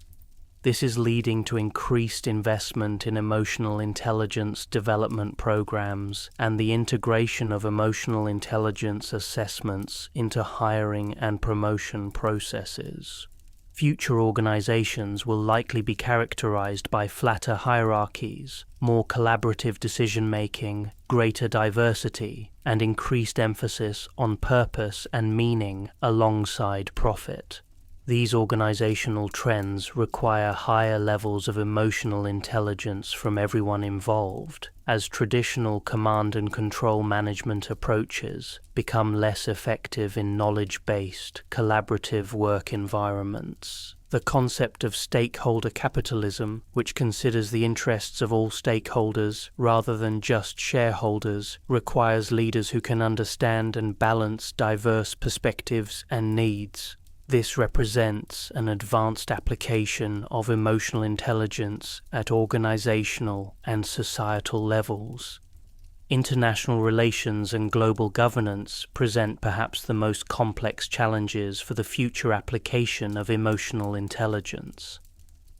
As global challenges require unprecedented levels of international cooperation, the emotional intelligence of political leaders and diplomatic professionals becomes crucial for building trust, managing conflicts, and creating collaborative solutions to shared problems. The rise of nationalism and populism in many countries reflects partly a failure of emotional intelligence in political systems, as leaders exploit fear and anger rather than appealing to hope and shared values. Future political effectiveness will likely require leaders who can combine policy expertise with high levels of emotional intelligence, building bridges across differences rather than exploiting divisions for short-term political gain. The development of global institutions and governance mechanisms capable of addressing planetary challenges will require unprecedented levels of collective emotional intelligence, as nations must learn to balance sovereignty with global cooperation and current needs with future sustainability. Research and development in emotional intelligence continues to evolve, with new insights emerging from neuroscience, psychology, education, and organizational behavior. Future research will likely provide more sophisticated understanding of how emotional intelligence develops across the lifespan, how it can be measured and assessed more accurately, and how it can be cultivated more effectively in different contexts. The integration of artificial intelligence with emotional intelligence research provides particularly exciting possibilities. AI systems might eventually help us understand emotional patterns and relationships that are too complex for human analysis alone, while also providing personalized recommendations for emotional intelligence development based on individual learning styles and cultural contexts. The measurement and assessment of emotional intelligence will likely become more sophisticated and nuanced, moving beyond simple self-report surveys to include behavioral observations, physiological measurements, and real-world performance indicators. This will enable more precise understanding of emotional intelligence capabilities and more targeted development interventions. Cultural research on emotional intelligence will continue to expand, providing better understanding of how emotional intelligence manifests across different cultural contexts while identifying universal human capabilities and needs. This research will inform the development of culturally sensitive approaches to emotional intelligence education and application. The potential for positive feedback loops in emotional intelligence development provides grounds for optimism about the future.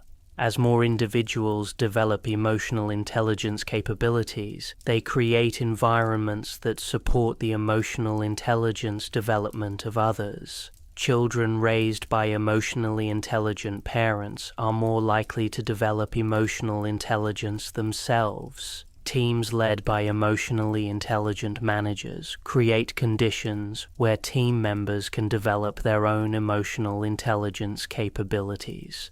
These positive cycles suggest that investments in emotional intelligence development can compound over time, creating societies with increasingly high levels of collective emotional intelligence.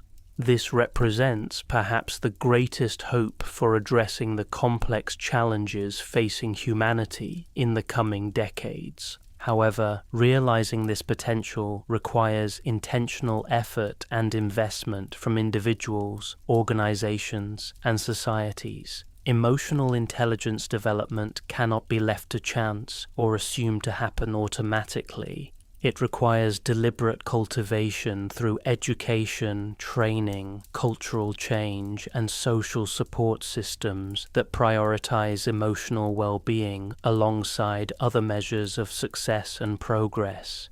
The future of emotional intelligence in society ultimately depends on our collective recognition of its importance and our commitment to developing these capabilities in ourselves and others. As we face challenges that require unprecedented levels of cooperation, empathy, and wisdom, our emotional intelligence may well determine whether we can create sustainable, equitable, and peaceful societies for future generations. The stakes could not be higher, but neither could the potential for positive transformation. By developing our individual and collective emotional intelligence, we can create a future characterized by greater understanding, more effective cooperation, and deeper fulfillment for all members of our human family.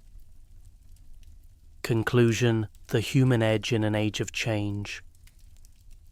As we reach the conclusion of our exploration of emotional intelligence, we find ourselves not at an ending, but at a beginning. The concepts, skills, and insights we've examined throughout this journey represent not just interesting ideas, but practical tools for navigating the complex emotional landscape of human experience in our rapidly changing world. The story of emotional intelligence is ultimately the story of what makes us most distinctively human. While other species demonstrate remarkable cognitive abilities and even rudimentary forms of empathy, the sophisticated emotional intelligence capabilities that humans can develop represent something unique in the natural world. Our capacity for self-reflection, our ability to understand and care deeply about others' experiences, our skill in managing complex social relationships, and our potential for conscious emotional growth distinguish us not just from other animals, but from the artificial intelligence systems that are becoming increasingly prevalent in our world. Yet this uniquely human capacity is not automatic or guaranteed.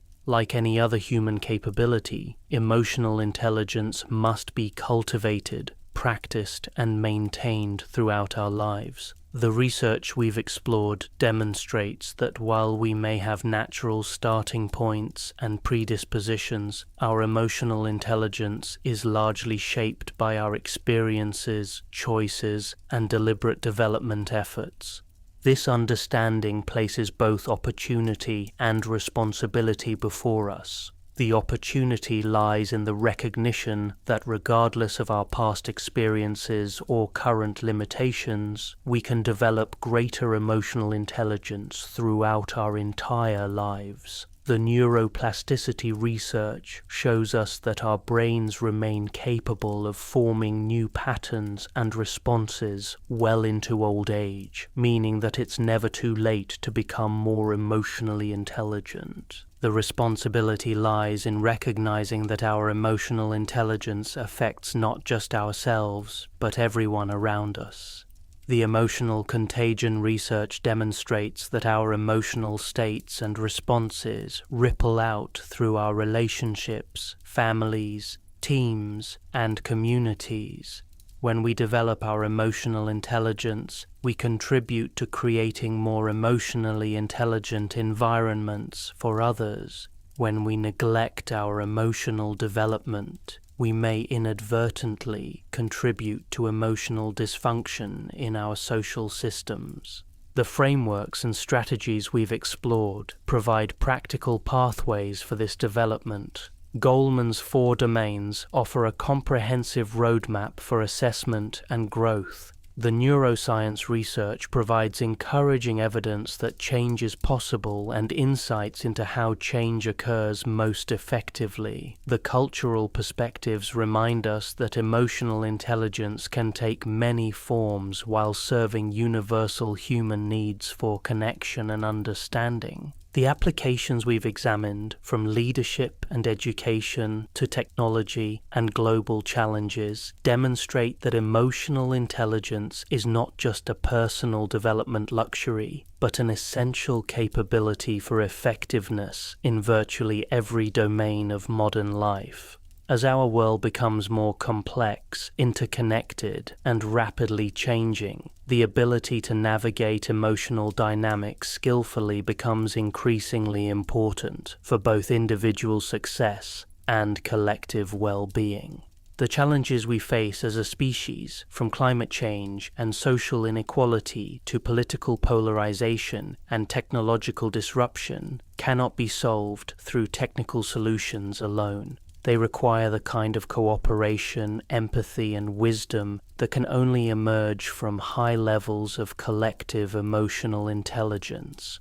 This makes our individual emotional intelligence development not just a personal goal, but a contribution to addressing some of the most pressing issues of our time. The integration of emotional intelligence with technology presents both exciting opportunities and important cautions. While AI systems become increasingly sophisticated at cognitive tasks, the uniquely human capabilities that comprise emotional intelligence become correspondingly more valuable. However, we must learn to use technology in ways that enhance rather than diminish our emotional intelligence capabilities, maintaining our capacity for genuine human connection in an increasingly digital world. The cultural dimensions of emotional intelligence remind us that while core human needs for connection and understanding appear to be universal, the expressions and applications of emotional intelligence vary significantly across different cultural contexts. This diversity represents both a challenge and an opportunity, requiring us to develop cultural humility while also learning from the wisdom that different traditions offer about human emotional experience. The future of emotional intelligence depends largely on our collective choices about how to prioritize and develop these capabilities. Educational systems that integrate social emotional learning alongside academic subjects can help future generations develop emotional intelligence from an early age. Organizations that value and invest in emotional intelligence development can create more effective and humane work environments. Communities that support emotional intelligence development can become more resilient and cohesive. The measurement and assessment of emotional intelligence continue to evolve, providing increasingly sophisticated ways to understand and track emotional intelligence development. However, the most important indicators of emotional intelligence often remain the quality of our relationships, our ability to navigate challenges constructively, and our capacity to contribute positively to the well-being of others. The practice of emotional intelligence is ultimately about becoming more fully human in the best sense of that term. It involves developing our capacity for authentic self-awareness, conscious choice in our responses to life's challenges, genuine care and understanding for others, and skillful navigation of the complex social world we inhabit. This practice requires patience, as emotional intelligence develops gradually through sustained attention and repeated practice, rather than through sudden insights or dramatic breakthroughs. It requires courage, as developing emotional intelligence often involves examining aspects of ourselves and our relationships that we might prefer to avoid. It requires humility, as we must acknowledge our limitations and mistakes while remaining open to learning and growth.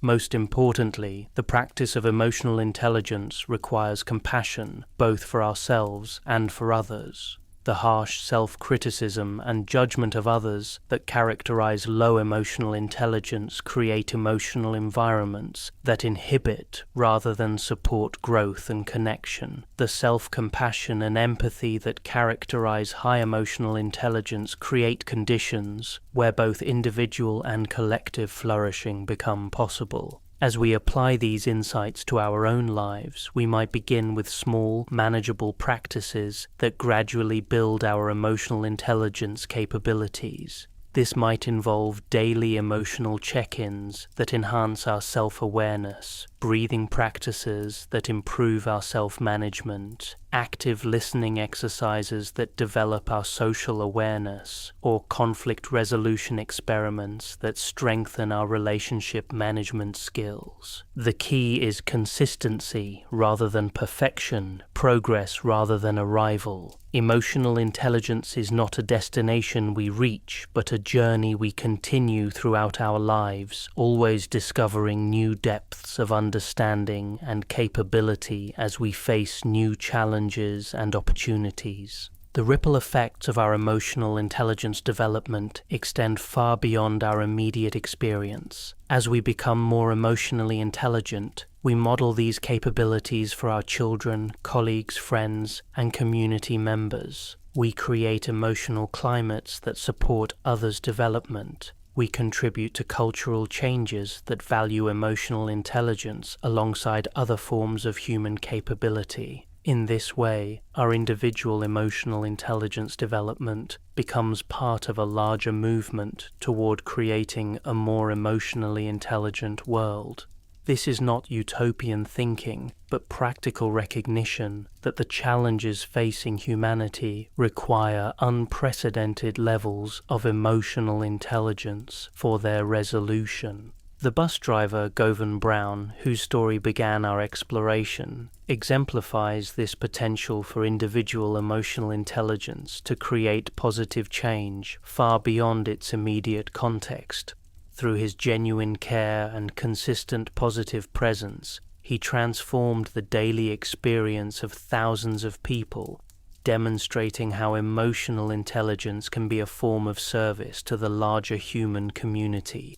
Each of us has similar opportunities to use our emotional intelligence in service of others and in contribution to creating more emotionally intelligent environments wherever we live and work. The scale of our influence may vary, but the principle remains the same.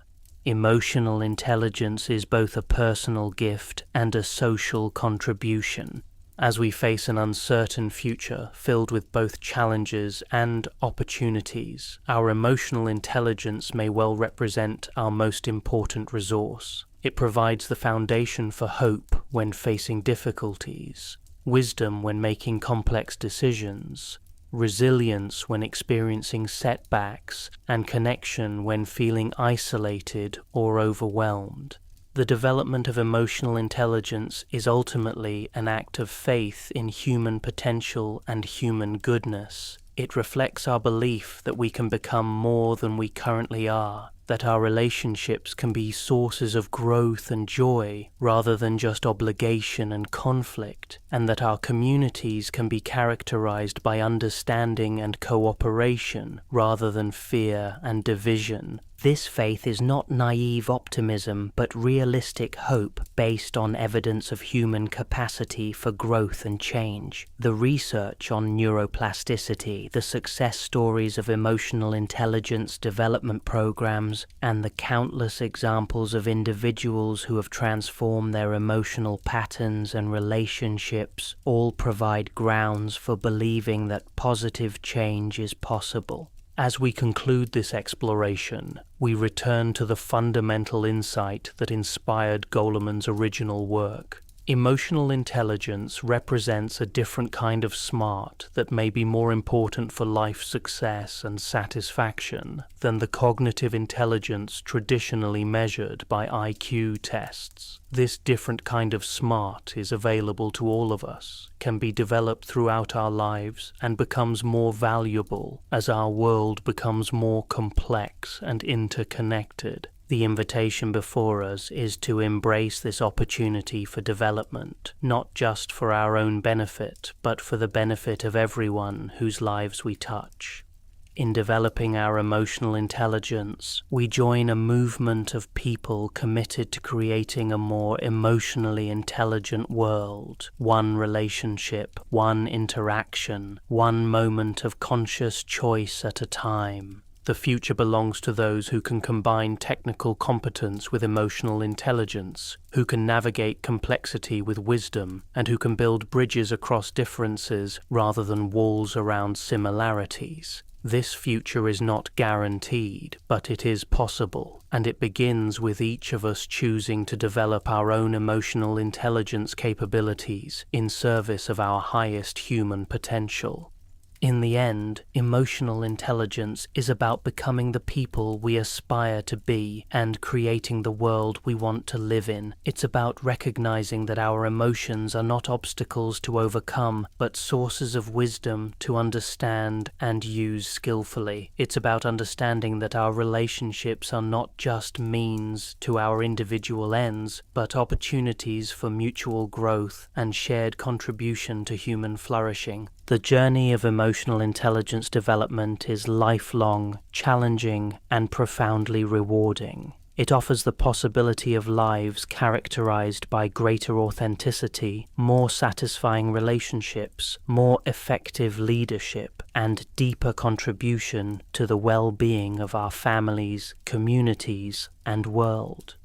This possibility is within reach for all of us, waiting only for our commitment to begin or continue the journey of becoming more emotionally intelligent human beings.